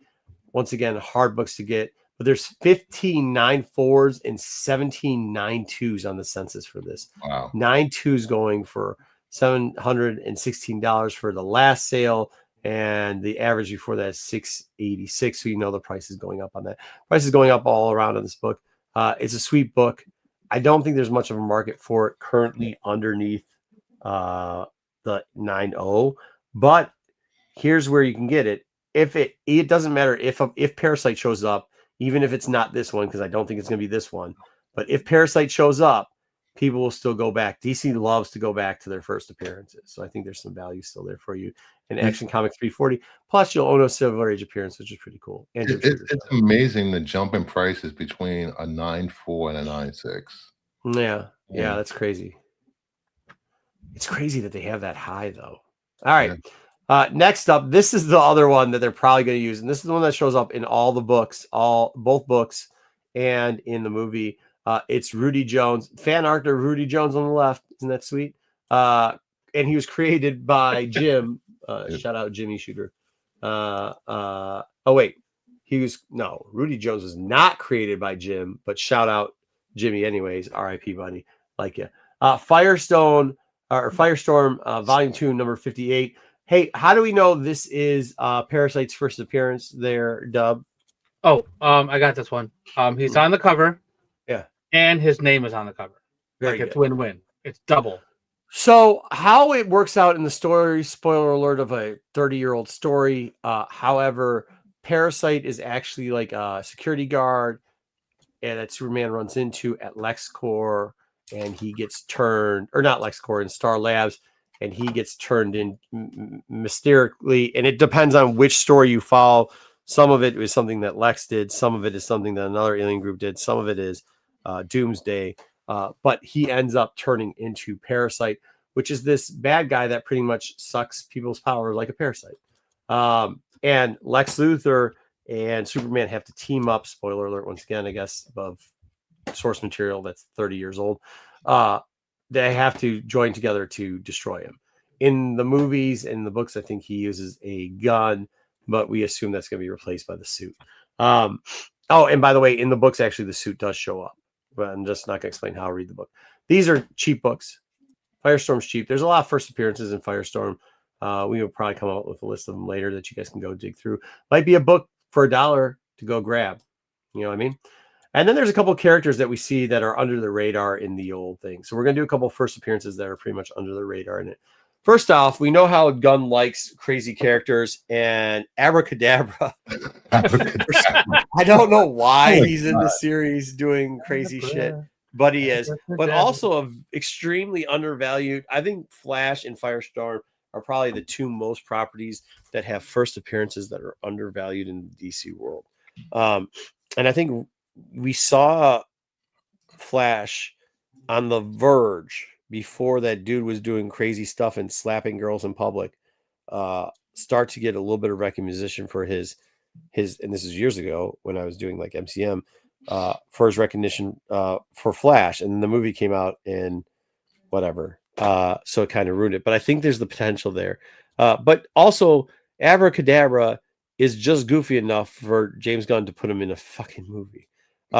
Here we go with Abracadabra. Even if he's not there, you should still buy it. Now, 9.6s are very expensive. A year ago, $5,520. Last year, 9.4. But here we go. Look at this. The 9.0 has got 10 on the census. There's also 10 sales in this last year. Or not last year, in the last bit. Market value 500, but realistically, 90 days sold for 384 and 505 before that. But here's the funny part. The gap between 9.4 and 9.0 is large enough where it looks like there's a growth room there. So might be something you want to look out there and play. And plus, with it going down to 384 in the 9.0, that's definitely a great book to go out there and try to grab at a cheap price. I got Keaton's Batman 2.5. That's funny. Yeah, supposed to be a team. Yep. It probably will. I mean, if you watch the movie or you read any of the stories, I'm not going to say what happens, but they do team up in all of them. Luthor and Superman team up in all the stories. It may not be how it ends, but that's how they do. All right, here we go. 9.0, 10 sales, 2025, last sale 384. Great book right now for that, dude. That's such a great book to buy. All right. Also, and we see her first appearance in the first book. Now, I know it's a pretty cheap book, but in Superman, the Man of Tomorrows, there is a first appearance. Yes, what are you haying? Because I like Cortessa. There, I know, because you like gooning, and I will. Now, after the first 6, if you would have gotten through the first 6, I think in 8, Lex Luthor and Kates, they get married, and she like gets a topless massage with side boob hanging out. So that's why I knew that you'd like her, and that's why I put this in here. However, her 9.8 isn't that expensive. Her 9.8 is 114 on average, last 30 days. 165 is a high, 80 is a low, last 5 sales this year. Still a pretty easy book to get a hold of. I know it spiked up and a lot of sales happened this week in the raw. Oh, baby, I like it raw version. But maybe want to snag one of those cheap 9.8s just in case. I got prove it. Prove what? Prove what? Oh, the side boob? Well, I can't. I didn't clip it out of the. Yeah, I guess if Bruce wants to open up, I don't know. I think it's like 9.8. Next up, a very funny character that I love and it's kind of wacky in the Gunn era is Jackal 2, or Were Jackal If You Freaky. So some people refer to this as Were Jackal because the other Jackals were undercover guys that weren't werewolves, and this guy looks a lot like a werewolf, they think, so they call it Were Jackal. Not me, but everybody else. This is Superman Action Comics 683. He also ends up showing up, I think, on the cover of Superman Man of Tomorrow 11. Wait, is this his first appearance? His first appearance is in Superman Action and Comic. This is for Jackal 2. Jackal 1 appeared before this. Yeah. Oh. I mean, there's another Jackal that appeared in Dark Horse, or not Dark Horse, Black Hawks. Okay, 9.8, 62 of these on the census, believe it or not, 34 sales. What do we got there? 119 for the year, 95 for the low, 137 for the high. Somebody's thinking this is a good character. Why are you paying $137 for this book? I don't know, but they are. Books are out there. They're for sale. Good luck on that. Wow, look at that, $250, man. I mean, why not for Jackal 2? For Jackal 2, somebody paid $485 at one point. I know it was COVID money, but shit. I mean, that was post-COVID. Yeah. What'd you say, Dub? I mean, this would be like ideal for like Creature Commandos or something like that. Mm-hmm. Because that's especially so there's certain things that happen. I don't want to ruin Man of Tomorrow. Well, there's certain parts that happen that he shows up. He's kind of like a vigilante guy too. So there you go. All right. Next up, this is the new part of the segment. Isn't this a first appearance? So we dig a lot, and I was talking about this. We were trying to figure out. I was like, "Does somebody do something called dollar bin digging?" And Bruce was like, "Yeah, Pete does." Yeah. I was like, "Oh, okay, so I can't do dollar bin digging." I was like, "Okay, so what can I do?" I was like, "Me and my buddies, whenever we dig, it's like, isn't there something in here? Isn't this first appearance?" We say that a lot when we're digging through dollar bins. What's I the bet you deal with guys do this too. book? Yeah, what's in the? Yeah, thank you, Dub. What's the deal with this book? Yep, do that a lot. So, isn't this the first appearance? Is what the segment's called. It's pretty much just first appearances that are pretty cheap and you can probably find in dollar bins.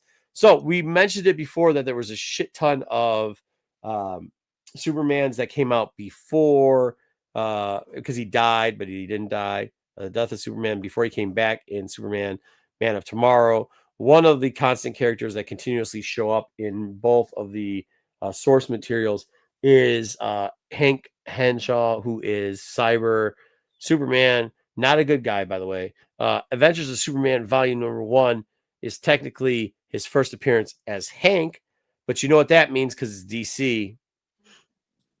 That means you should also pick up Adventures of what? Yeah, he's gonna have a cameo and a second cameo. Yep.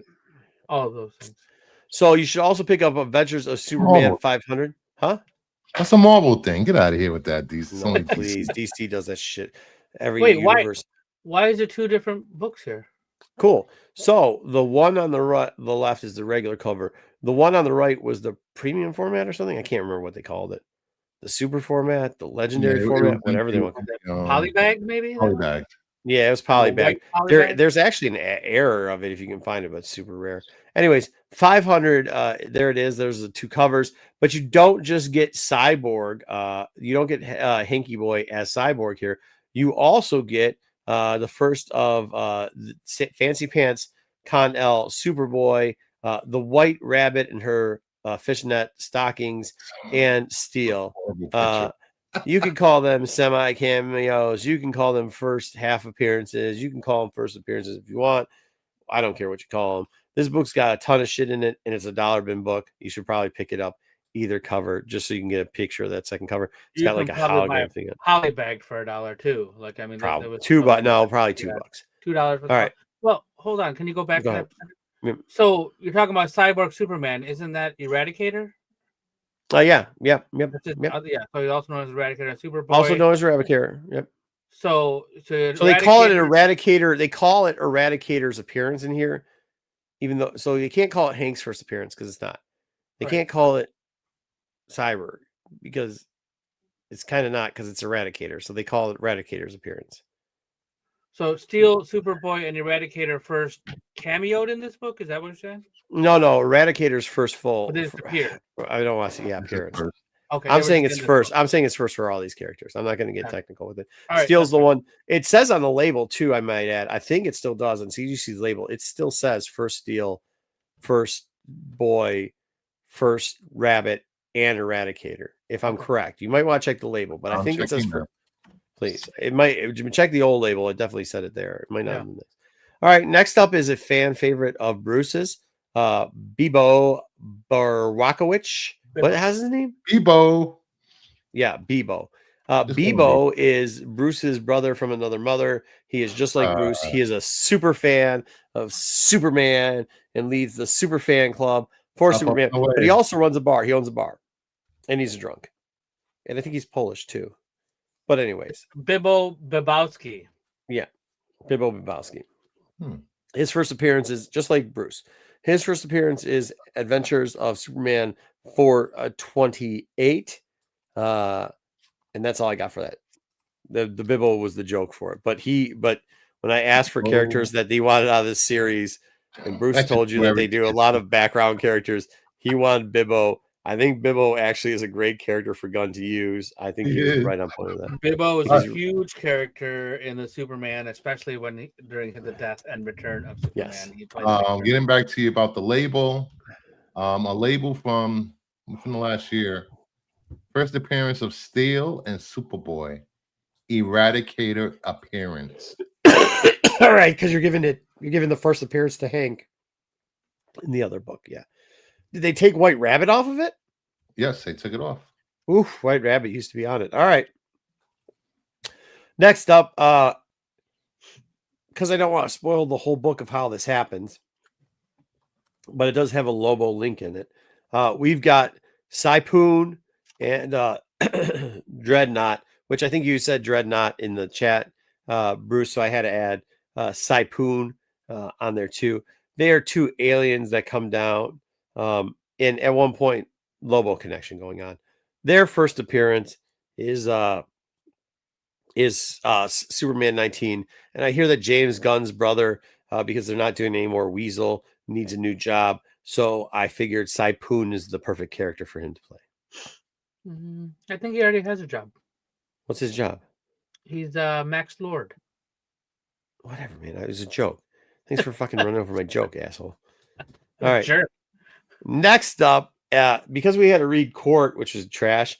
Don't worry. That's not the first time DC decided to somehow just add fucking King Arthur or some type of historical figure into a comic book. No. In 0 Hour, and then they continued through for some reason. We got over there in Marvel? We got Thor, we got Hercules, we got the Black Knight. Who else is over there? That's not just some fucking Centurion. That's not just some Centurion that they fucking threw in for no reason. For no reason. And Thor is a god. It's a little different. Alpha Centurion, first appearance 0 Hour, but holy shit, is he all over Man of Tomorrow for some reason. And he's really stupid. He's a Centurion. He's exactly what you expect out of him. He's just a Centurion. His name's Marcus. Marcus Aurelius. I think that's not Aurelius. It's something else. Marcus the Centurion. All right. Entertained? No, I didn't want to put that guy in there, but Bruce said he'd quit if we didn't. So there you go. One character that I think might actually show up because I actually think this is a good character. Dwayne The Rock Johnson. Yeah, not Dwayne The Rock Johnson, but just Rock, who is this dude that like sweats too much and then all of a sudden turns into a gigantic beast that's kind of uncontrollable, but he sometimes teams up with Superman too and fights the old parasite. He also is in the series Superman, the Man of Tomorrow, number 8. This is when it starts to get one-shotty after this, I believe. So if you're digging through Man of Tomorrow books, just pick this up. Easy first appearance for $1. There you go. And that is the week in CIC. I hope you guys like that version of it. I know we're kind of changing some stuff up, but we're just trying to see what the good mix is here for that segment. Thank you for all the great compliments. Feel free, if I screwed something up or missed something, put it in the comments below. Like, what's that guy's name? Jake? Chris. Kyle? T-Y. Chris? Kyle. T-Y. Kyle with a C? What? He had something. I don't know. Let's see.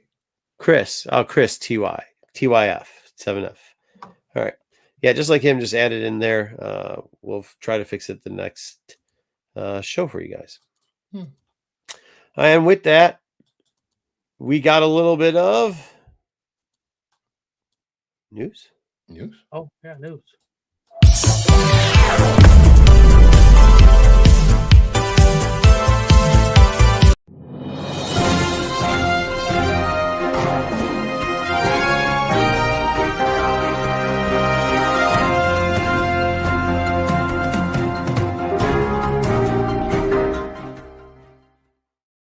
Dub, was that too long or did I shorten it down enough? No, but I think it was good. Good. Oh, you mean the length of the CIC? Yeah, no, because I know CIC was very long last week. Okay, good. Yeah, no, it was better. It's good. Yeah. Thank you. And we covered, and you covered, characters. I mean, I don't know, like I didn't know half of the things that you taught me, so that was cool. I like it. Yeah, I mean, like once again, we're going Connie, and BK said he was going to Baltimore this year. We'll see. I mean, his mom doesn't usually let him out of the house. She's going to drive him? No.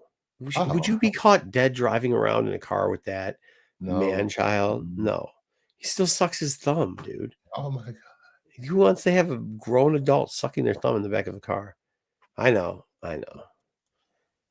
Dude, for real. Poor dude. That dude. That poor guy. Somebody's going to walk up to him like, hey, BK. Oh, that poor guy. That's the guy who's probably buying the covers. I'm openly looking for him now. I'm going to find that guy. Try to interview him. Oh all right. Let's talk about some news. There was new news. bunch of different news, and I don't know. Some of it was like from Brazil, and some of it was from like interviews, and some of right. There was some. I don't know. We didn't really go deep diving. We're just gonna talk about this one thing. This picture, top secret message from the Russo brothers.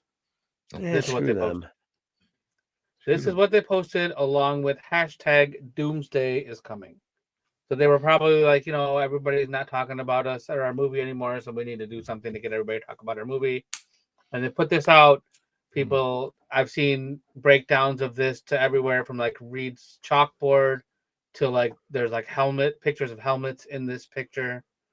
It just looks like a picture of a chalkboard to me. I'm sure there's something relevant written on it.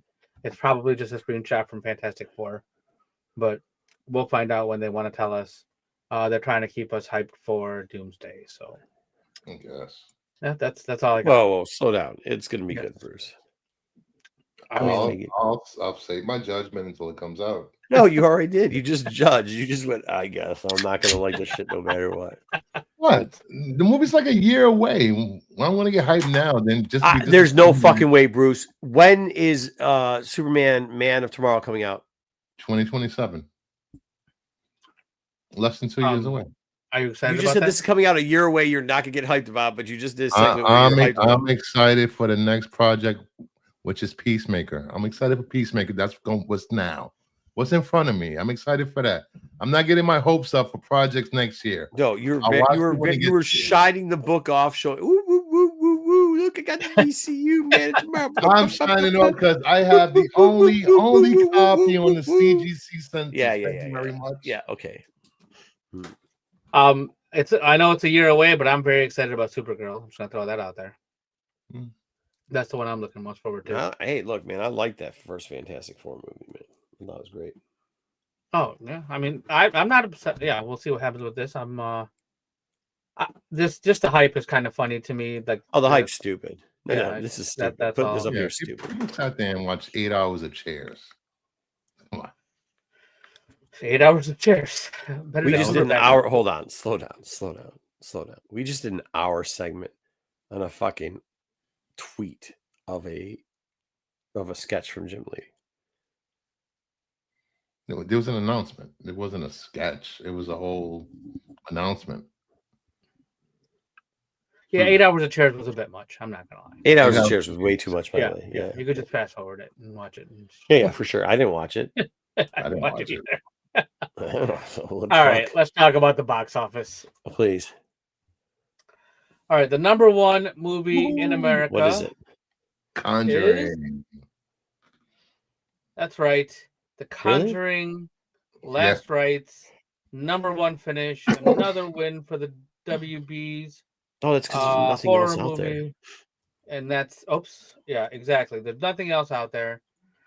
This 9 films. There were spin-offs with like the Annabelle and the Nun as Conjuring universe.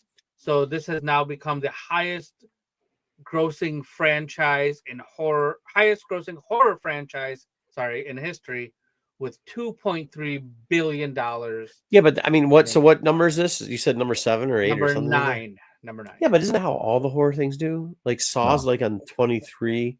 Yeah, but they don't do that. How many Chucky movies were there? 15? How many Freds and Halloween and everything else? All those, this is the highest grossing. Yeah, no, that's what I'm saying. Like, this is good. Yeah. I'm sorry. You kind of said like, oh, well, they had 8, blah, blah, blah. No, like for like every horror movie does like 8 movies, right? Yeah. I mean, that's the standard for horror. This is the first time that a number in the series beat every other movie in the series. It's the highest opening for any horror movie ever. 194 million. Bruce. Let's be real. There ain't shit else out there. Yes, there is. You got Weapons. You got Freaky Friday. You got Hamilton. And the last Conjuring didn't do that well. Hold on. Yeah, I mean, that's the point. Hold on, Marco. The point is that as the Conjuring movies goes, even like being the number 9 movie, it did better than all the other movies, which usually doesn't happen. But let's not try to but he's selling the fucking shitty goods. Right, I'm just telling you. A re-release is what's the second thing to this. Freaky Friday, I think, has been out for 7 weeks, and who the shit cares about a remake of a remake? A remake or remake. It's a sequel to a remake, but yes. Point taken. Either way, top five. This movie Good for is it. number one. Good for it. This movie Good is for number it. one. That's Good what for it. happened. They were number one in the country and number one in the world. Yeah, but if you're like, hey, the one original movie out here, which is a sequel, it took number one today in the box office. Yeah, I'd say that movie. That movie over the one movie that came out re-release. this week. The one movie that came out this week. Projections for this movie was only like 40 million. It doubled expectation, then tripled it. Projections nuts, dude. I don't care. Who cares? Just saying. Just saying. Number one. That's all that matters. Go watch The Conjuring. I don't know. Would I like it? Is it like a real horror thing, or is it jump scares, or what is it? Apparently shitting their pants. Apparently. What? Is That's it like people that say they're crying? His pants while watching this. He got scared. No, Okay, move along. Yeah, I'm good. I'm not gonna see this movie. So we got a new poster and a full cast reveal of the Street Fighter movie. They told us everybody, well, most of the people that are going to be in it. 50 Cent? Yes. 50, yeah. Well, who's 50 playing? 50 is going to be Balrog. Jason Momoa is Blanca. No, what? Roman Reigns is Akuma. David Dastmalchian. Wait, what? What? This is the fucking terrible. Why do you say that? People are hyped for this. Yeah, what's terrible about it? 50 Cent? That's not a good one. I don't know, but we're gonna do Momoa as like we're gonna paint him green and do the orange hair on him. Maybe. I mean, you got to paint somebody green, so why not Momoa? We'll just paint nobody. Cody Rhodes? Who the fuck wants to see him? I do.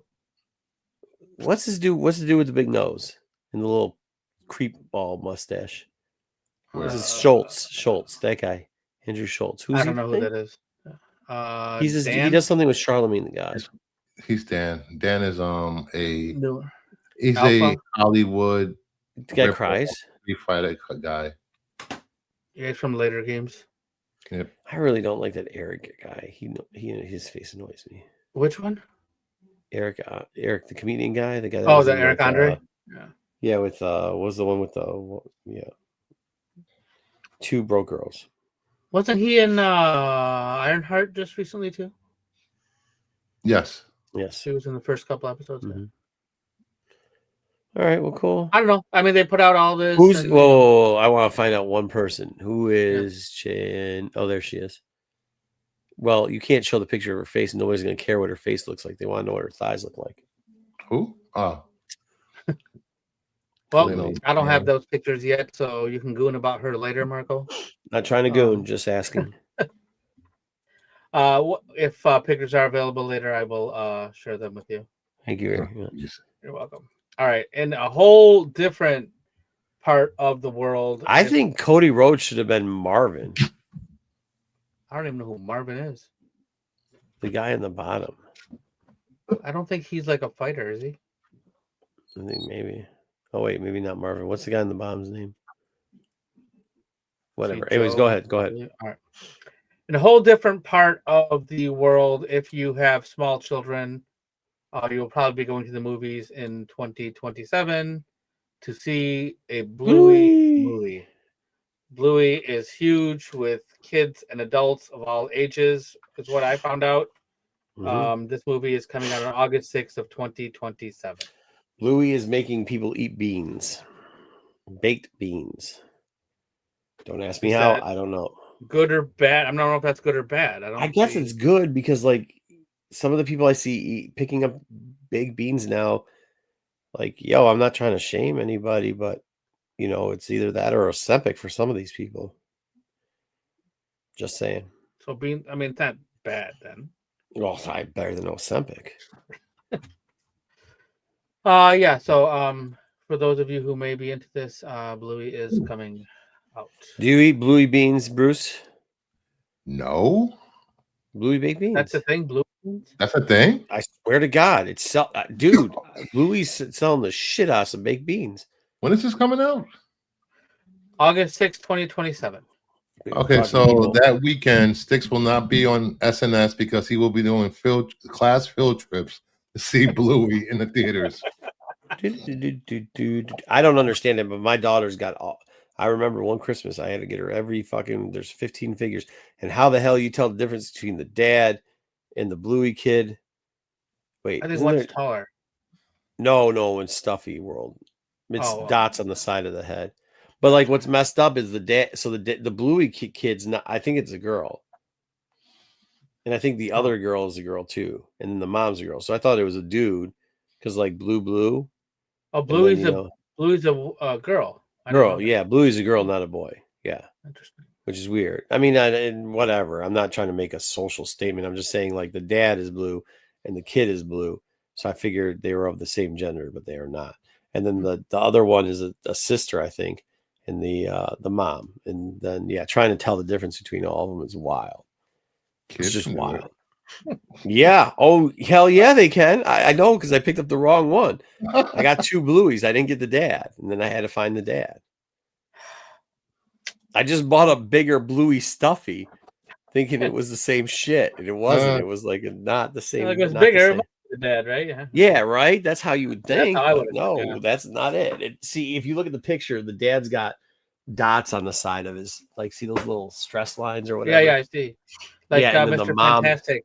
That's how he has. Yeah, and then the mom's got like a 2 different color like shades behind the eyes. So just to help you all out there, fucking hell. For my Bluey knowledge. All right. Let's talk about some streaming. That's all the movie news I had. Oh, nice. I'll watch the Bluey thing though. That'll be fun. Weapons got a digital date already. The movie is available for rent or purchase 1 month after its theatrical release. As of yesterday, it was available to buy. It's not streaming, but you can buy it or rent it on whatever service that you. Wait, it's still in the movie theaters and you can get it at home? That is correct. So is Superman. That is correct. They did the same thing with what was it? Minecraft. They did that with Minecraft. Yeah, that's that whole thing with the window and the movies versus coming into streaming is becoming a bigger and bigger issue. Yeah, I mean, I don't know. You know, whatever works. Yeah. So we talked about this a little bit last week about the movie coming to theaters, but then this movie has been free on YouTube since September 7th. So for a whole week, you can watch all the movies if they're streaming them live on YouTube. Like you just go on the YouTube channel, and then one movie is randomly playing. Ask me how I know this. You watched it because randomly when I go upstairs, it could be on the TV. It could be on the TV in my house at random time, and then sometimes we're watching something else. We're watching something else on TV. Hold on, I got to check where it is, and then we put the channel on. The channel gets put on, and then we got to see where in the 6 movies. I think there's 6. There's 6 of these fucking movies. There's at least 5. I don't remember. I was told what they were and I forgot. So wait, hold on. How many are there? So it's just a continuous reel of 6 movies. Yeah. So it's like 10 hours. It's 10 hours. So it's 5 movies. So they go through all the movies and they just start them over. And then no matter what time of day it is, always one of these movies is playing for a whole week. I watched the first one. Okay, sorry. Okay, no, it's all right. So, I mean, I was trying with a girlfriend. Yeah, all right, fair. Yeah, that makes sense. Yeah. So it's a girl whose mom somehow died. Was she adopted? She had like an alcoholic dad or something. And then so she gets together with a werewolf and a vampire. Is that the premise of this? Well, kinda, yeah. She's with the werewolf, or she's with the vampire, but the werewolf wants to get with her. So she has to make a choice, and then everybody had T-shirts about which one was which. Can I ask you something? I might have an answer. Yeah. What the fuck was the point of this? It was for teenage and pre-teenage girls to read books and have actors that they thought were pretty on the screen. Okay, but I mean, did this have an ending? Yes. Yes. What was it? She got pregnant, had a child. From the werewolf? From the vampire. From the vampire. She had a vampire baby? She had a vampire baby. Was it like, and then did she die? Well, almost, but then she became a vampire. Yeah, I did a lot of studying about this before. How the hell did the vampire baby not chew through her before that? Well, that's what almost happened. It was draining her blood as it was. She almost died, and then then she became a vampire, and she came like at the end of one of the movies. That sounds fucking stupid, dude. Well, it is. Stupid. I mean, you're asking all these questions, so the biggest problem I had with this series, it was the wrong message for young girls. To be obsessed with a guy you're willing to kill yourself for. Yeah, that's not a good message. That was not a good message. The second movie. Wait, what? The second movie when he left and went to Europe. She couldn't live without him, so she threw herself off a cliff. Wait, what? Yeah, this movie. She was pregnant in the second movie already? No, she tried to kill herself in I think the second movie. She got pregnant later. Well, then how did she jump off a cliff and live if she's not a vampire? They saved her. Who saved her? I think the vampire was it one of the vampires, like caught her or something. So the thing with this is what they do, and the vampires have this power. With what they do is like, you know, when you like fast forward a movie, like search it forward, you can see everything moving really fast. You know what I'm talking about? Like, you know, any movie, right? Yeah. So the vampires in this movie, it's like VHS on a porn VHS. If you want to press, the vampires can press fast forward and run really fast while everybody else is moving at normal speed. Like that's what happens in this movie a lot. Like the vampires are real fast cross screen, so they probably ran and caught her while she was falling off the cliff. I didn't see that part, but that's what I'm guessing happened. This sounds fucking stupid. And I think I forgot what movie it was, but the actor that plays Mr. Terrific, this is his first movie role in this series. Oh, nice. Well, not that he got. What? He's not one of these guys. No, he's the black vampire that crosses into their territory in movie 3 or 4. See, this is the most. This is it right here. Like it's convoluted. The stories are based on books, and they take some of the stuff out of the books, but the special effects are not good. Special effects are like a CGI face baby. Oh, the world! How did this thing make 5 books? This sounds horrible. Or 5 movies. 5 movies. I think there was more. I don't know. Maybe only. All right. Well, I'm passing. Pass. Yeah, but you can watch. You can get all caught up on YouTube at any time. So you can go on YouTube and Twilight, and you can watch it all. And no, then thank if you. If you want, later this in October. Wait, hold on. Yeah, how many hours is it? 10. Nope. You can even. Nope. What is going on? I don't know. Something's going on. Go ahead. All right, let's move on to some other streaming news. A BioShock movie is coming. We've heard about this for a few years. Oh, cool. But it's going to be based on the first game. The producer has told us. BioShock was originally released as a game in 2007 for the Xbox 360, PC, and then PS3. So this movie, Francis Lawrence is going to be directing this movie. He is currently directing a Hunger Games movie. So as soon as he's done with that, he's going to work on this for Netflix. Isn't that what we just talked about? Hunger Games? There's another movie? Oh, that was Twilight. That's Twilight. Hunger Games is like Battle Royale-ish or Battle Royale. Battle Royale, the Japanese Battle movie? Royale, but not in Japan. Yeah, it was like in a dystopian United States. And Twilight. Is it the same actor or actress? No. No. Jennifer Lawrence and Woody Harrelson were in the original Hunger Games. Woody Harrelson? Along with Lenny Kravitz, yes. Mm-hmm. Nice. Lenny Kravitz was great in that. He was really good in that movie. But they're redoing, or they're like doing the prequels for Hunger Games now, and so they're filming a new one, and after that, he's not filming that. He's gonna come and do BioShock. So it's on Netflix, so it should be decent. Okay. We also got a trailer for this thing I didn't know about called The Last Samurai. Last Samurai Standing, it's called. It has nothing to do with Tom Cruise. So this is like Squid Games and like samurai stuff mixed together. So basically, the synopsis is it's set in the late 19th century. Last Samurai. It takes place in Kyoto, and at nighttime, 292 skilled warriors will get are all have to go and fight each other, and they all have a little piece of wood, and the person who ends up with the most little pieces of wood token at the end of the night is the winner, and you have to like kill everybody else to steal their tokens. So it's like again another battle royale type, but I guess this is a series. Yeah. And they're going for the grand prize of 100 billion yen. This guy here is a star. He also produced it. Well, this takes place in the mid 19th century, late 19th century. So that's kind of I mean, like 100 billion yen isn't that much, I don't think. Right? 100 years ago it was 10,000 yen is like $1. Maybe the exchange rate was different back then.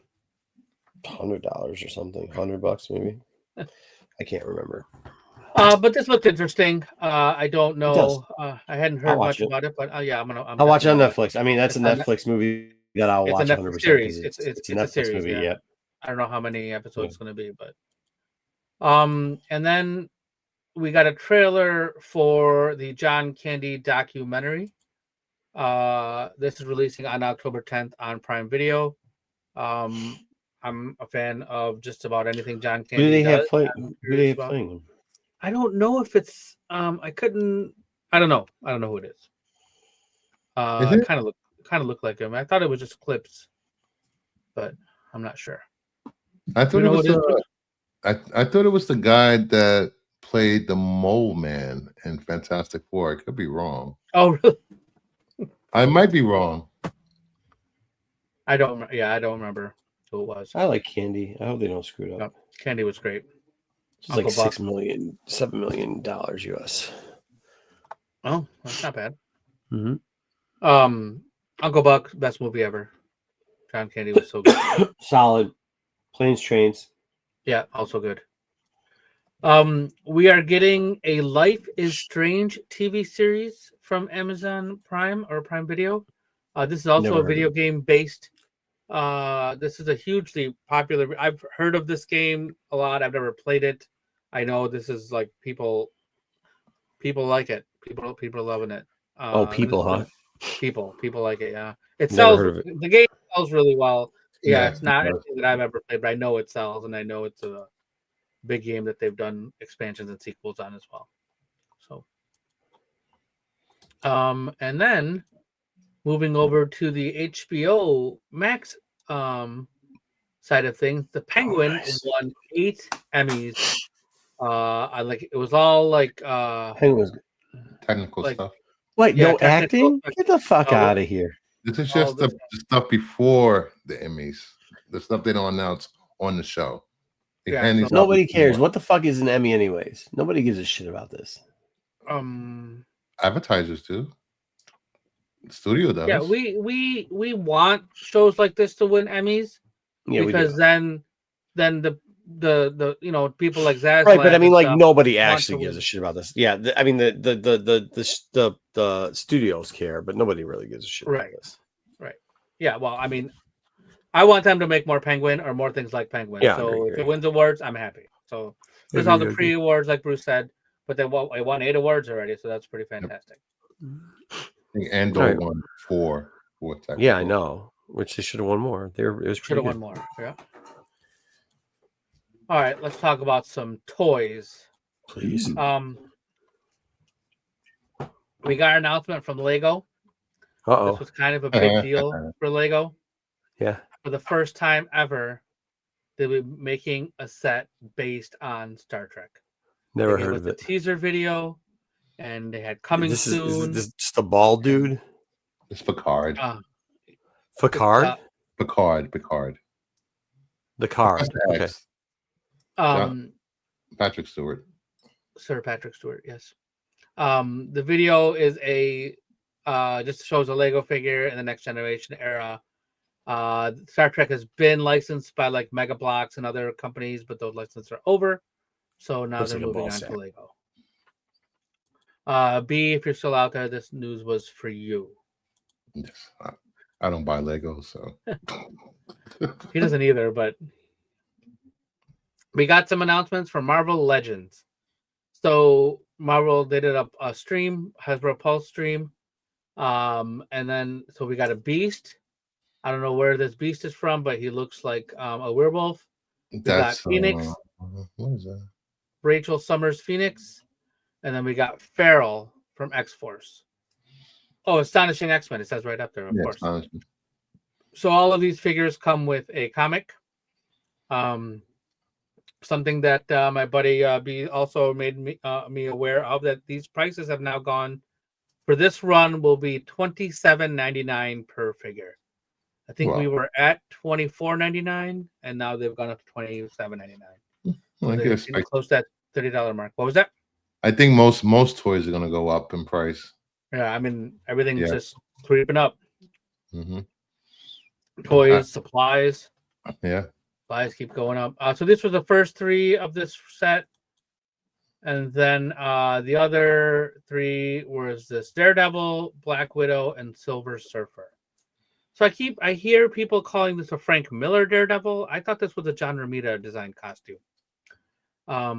Marco left, but I would have asked him, but I don't. Yeah. So, but this Daredevil, this Black Widow, and Silver Surfer, I think Pete will be excited about the Silver Surfer. I like that old school Black Widow look. Well, you know, I'm glad that Pete will finally have comic books that's tiny enough for his hands. So that's a good thing for Pete. Oh, I know he does. He did like those tiny comics from Bad Idea. Like he was a fan. Yeah, this was definitely a good wave of figures. Yeah, exactly. Let's see, what else did we get? We got I can't believe he left during this part. I know. Star Fox and Champion of the Universe 2-pack, and Deathbird and Gladiator 2-pack. So these are all X-Men offshoot characters that, whoop-de-doo. What's up, Jeffrey? How you doing, man? Great. Holy moly, $85 again, 1 in 50. Yeah, well, which 1 in 50 did you get? That's cool. Which one? And then we also got in this announcement the Iceman from Secret Wars and a retro Mysterio from Spider-Man. I do like that retro Mysterio. I like I've gotten some of those Spider-Man figures for sure. I'm trying to keep it in the Spider-Verse, so I don't know if they're going to do Mysterio or not. I believe that's a Walmart exclusive. I don't know about the Secret Wars. You got hit with a Pete laser. Oh, BK. I don't want to put the Optimus. That's a nice cover. The 1 in 50, was that the Simon Parr one with the truck? Truck Optimus? Let me see. I don't remember which one's the 1 in 50.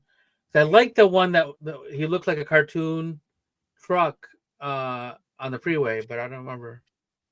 There's a few different ones. We also got the announcement for Daredevil, Mask, and Batons from the Marvel Legends. These are just screenshots from the actual stream that happened. I think it was Tuesday morning.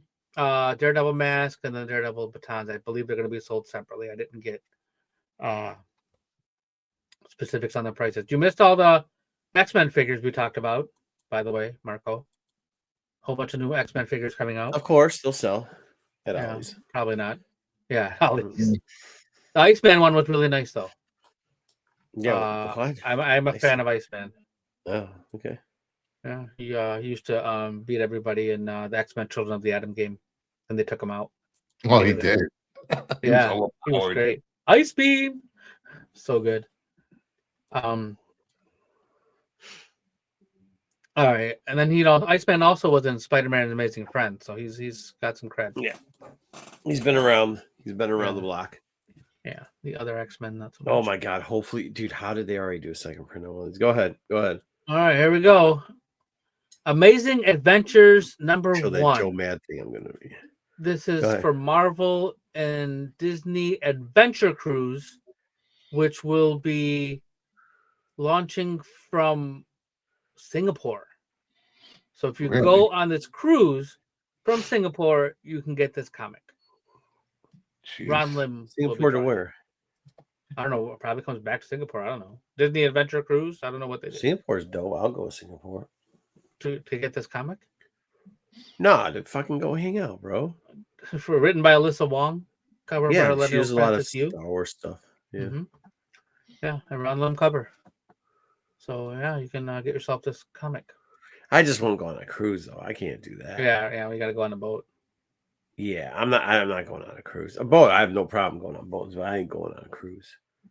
I'm just no. Six All Flags right. So here are some. We're getting Halloween's coming. There's a Marvel Zombies Red Band series coming in September, and so now we're gonna get a whole bunch of Marvel Zombies on different covers. A whole bunch of different artists. Kyle Holtz is doing that Moon Knight sucks. The Ron Lim. That Moonlight is. I don't know. I kind of like that Ivan Ghost Rider. I don't know why. I think it's just. I like the Ghost Rider because the colors. I think. Yeah. Maria Wolf. That one. No, I don't think that one. No, The Maria Wolf has so. a different cover. Okay. I don't know which one that is. I lost it. And then let's see. The other 5 are here. Maria Wolf. You can tell which one the Maria Wolf is. Yeah. I see it. That's her. Yeah. So I mean, I'm not a huge fan of the Marvel Zombie stuff. Anyway, but the Moon Knight was Ivan Chavrin. I'm not sure. Black Cat, Maria Wolf, Emma Frost, Joelle Jones. Well, Black Cat's Maria Wolf. Yeah, that makes sense. Yeah. So, speaking of Marvel Zombies, I have a question for you guys. Okay. One of the viewers from Michigan was looking to buy Marvel Zombies #1 from the 2006 original run. The Kirkman run? The Kirkman run? Yes. Okay. And probably pay $50, $60 for it because they think it's going to skyrocket. And my thought was just look at the trend of books that are based on events and movies and TV shows and how they do after these projects are released. And, I'm just trying to explain to them that once it hits the top 10 list, it's really too late. The Kirkman book's okay, but I mean, that thing keeps coming back. I mean, it's the problem is the basement isn't as bad as some of the other books, but yeah, I mean, don't buy at the hype. Yeah, because it sold in May for like $16. Yeah, I mean, are we talking because of the show that's coming out? Is that why they think that it's going to be? Yes. Oh no! I mean, it is like a $16 to $20 book. Yeah, I think the last sell was like 125 or 100 something. But you know what's weird about moderns nowadays is you used to have this huge floor drop off, right? But for some reason, and you'll see it all the time, is it almost puts, if it's under a certain amount, so it was 120 for a 9.8. Is that what you're saying, or for raw? That was a raw price. Oh, that's a little high. So, yeah. but you'll see stuff where the 9.8 will only drop to $110 from $320 down to $120 and just sit there, no matter what, because nobody's willing to sell it for less. And to be honest, at that price, it's kind of I don't want to say it's insignificant because $120 is a lot of money to some people, but in the grand scheme of comics selling at 9.8, it's not really that big of a price for some of these books. And you'll see it in the raws too. So where it would used to dip back down to 16, it might never be a $16 book after this again. Even if it's a book that and I'm talking books that you'd see go up and down because they've done it before, but they keep setting a new low. But yeah, to go from 120 back to 16, probably not, but 120 to $30, yeah, $20, sure. You know what I mean? Yeah. You're just not going to have, yeah. So in the grand scheme of things, don't invest in it now. Wait until after the show when it drops back down. Yeah, if you want it. Yeah, I mean, and there's going to be plenty of it for sale, and then there will be. You probably didn't completely miss the market because they'll revive it at one point, or there'll be a rumor. Right. Yep. Something will come and go. I told you guys a story when I believe it was a year ago now, last November possibly. Okay. I had that book on my wall for sale. It was probably the second print, Spidey cover of Marvel Zombies. and Yeah, yeah. Arthur Swinham wanted that book. And remember, he got like him and Andy, like he told Andy, Yeah, like, yeah, like give Andy only like $20 for, I forget Yeah, what it yeah. was. Yeah, he'd like, you told me it was only this much money. And then I ended up trading with him because he gave me an autograph on one of my books, and I saw. Oh yeah. So, Yeah. so I have a signed I copy love of that, Wolverine dude. Origins 10. Then he took my Marvel's on. Once it was in his hand, I wasn't getting it back, so I made it. Yeah. No, you're never. At that point, he's It was you're his book. lucky. Yeah. You're Yeah. lucky he doesn't steal it. So, Yeah. did he give you any money for it? He gave me a little bit of money, and he signed my book. So Okay. now I have a signed copy of that Wolverine. Oh, Origins. that's amazing. You got money. I got something out of it. So yeah. Well, I knew the stories, so I kind of got ahead of it. So good. Yeah. I mean, listen, dude. Like, there's some nutbags in. I mean, there's some nutbags in comics, and I think some of them are just touched by God. So like, you can't. And I think he's one that's just touched. You know what I mean? yeah. He's just touched. All right, let's move on to there was a Joker and Harley Malicious Intent. Yeah. We talked about this book on FOC last week, but it's been canceled. DC Alrighty. told retailers that this is not coming out. They're gonna pull the number 1 and cancel number 2, and then they're gonna resolicit at a later date. Because they did a shit job soliciting it. Nobody knew what it was. They didn't give a reason, but it's Here's you ready for the reason? They did a shit job soliciting it. Not And only did they nobody ordered shit it? job, not only did they do a shit job, Lunar had it at the back end of the order for him too. and it was on FOC this past Monday, so obviously they didn't get enough orders for it. They didn't get enough fucking orders for it. Yeah, it was a drop. It was a last minute drop in the back end of an order sheet. So fuck that. It's gonna come back out. Don't worry about it. Yeah, They're just gonna resolicit it. They'll resolicit it in like a give month. it like 6 months or something. Yeah, maybe a couple months, but still. Maybe less. All right. Yeah, All right. we'll see. So we talked about this guy earlier, and I didn't want to talk about these blind bags, but TMNT is doing blind bags, and this is a new character named Yujigami, but Raza did it, and so I don't want to pay 1-100 prices. I don't want to buy blind bags, but it's a Raza cover, so I don't know how I'm gonna get this one. Maybe I'm gonna have to wait. Talk to our boy Keith. We'll figure it out. Yeah, it's in the bag. So I mean, I don't know if you can buy it without, but I'd rather not buy 1-100 without the blind bag. No, but I bet you we can figure out what's in the bag. Yeah, we'll figure out how to get it. So, but yeah, the Raza cover I'm showing you because it's Raza. I don't want to talk about blind bags and all this stuff, but it is going to be in a blind bag. Everybody's jumping on a blind bag, everything. Ugh, they're still all over the place. I saw blind bags all over the comic shop. So many people doing it. He doesn't want the TMNT blind bags. He wants the 1-100 for not 1-100. I just want just this cover. It's Raza. All right. It's in the blind bag though. It is in the blind bag. That's my understanding. Yes. Okay. So we got some new printings announced. Mortal Thor second printing on a 1-in-25. It's a version of the previous cover, but that Patrick Gleason cover is new. Yeah. So they made a new cover for the second print. And then we got the Doom 2099 plus the second printing. And a 1-in-25. Sorry. Yep. And then we also got Imperial War Black Panther and Imperial War Planet She-Hulk. I don't understand that. I don't get these covers at all. I don't understand. They just colored. They just changed the color of them, but I don't understand. Terrible covers. Like, why people? Terrible. That's the original covers. They just changed the color. Well, it was bad the first time. Okay. Well, it's subset. Okay. And then the Ultimate Spider-Man number 20, and then second printing 1-in-25. So that was a Panosian Peter Parker. Yeah. It must have been a trade dress before. Trade dress. Yeah, they just ruined that. It was also now my trade dress is worthless now. Thank you, Marvel. Yep. Thanks, Marvel. Yep, that's the Marvel way. Put out a good cover and then fucking ruin it. And then we also got Exquisite Corpses is going to number 2. Oh, you forgot to show it. The biggest offender. Do you have more of this? No.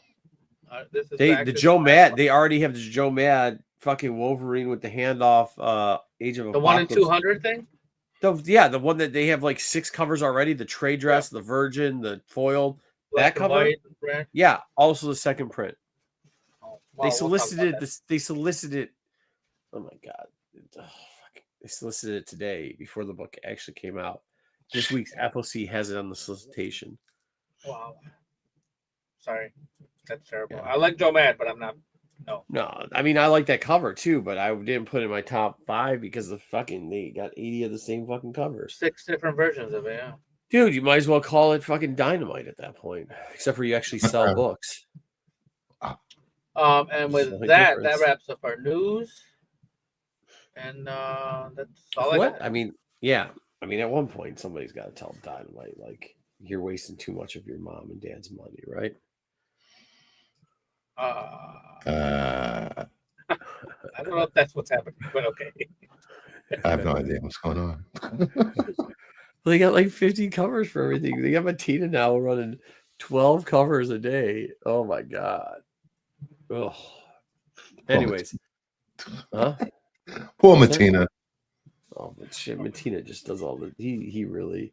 He's very close to getting away from homaging covers and just like changing the color on the background or something. Fucking blowing it up on my computer. I don't know how poor Matina is.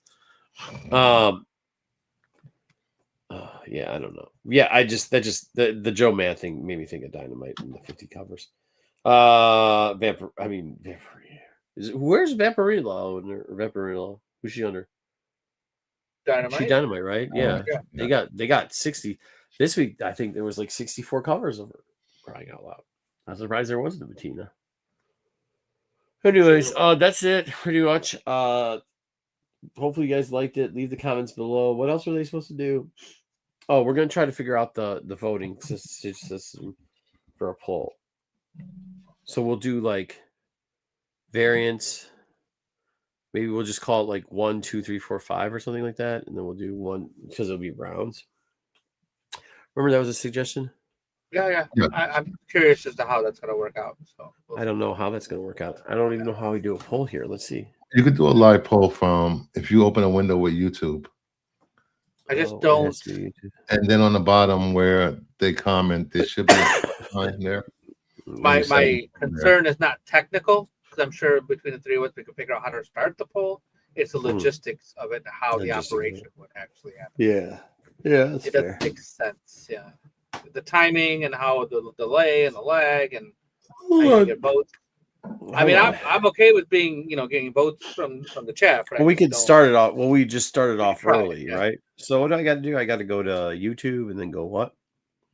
It should be at the bottom where they comment. It should be a plus symbol. Oh. When I'm in the show, you have to get out of StreamYard and open a separate window on YouTube. Open a separate window on the show. But I think the best way would be just to have our 3 names and they just vote for both all in one shot. Hold on. I got to mute this. All right. Not to have 2 separate polls. Oh, is it the plus thing? Yes. Engage with your audience plus. Yes. Start a Q&A. All right. Or start a poll. Okay. Here we go. He's found something new.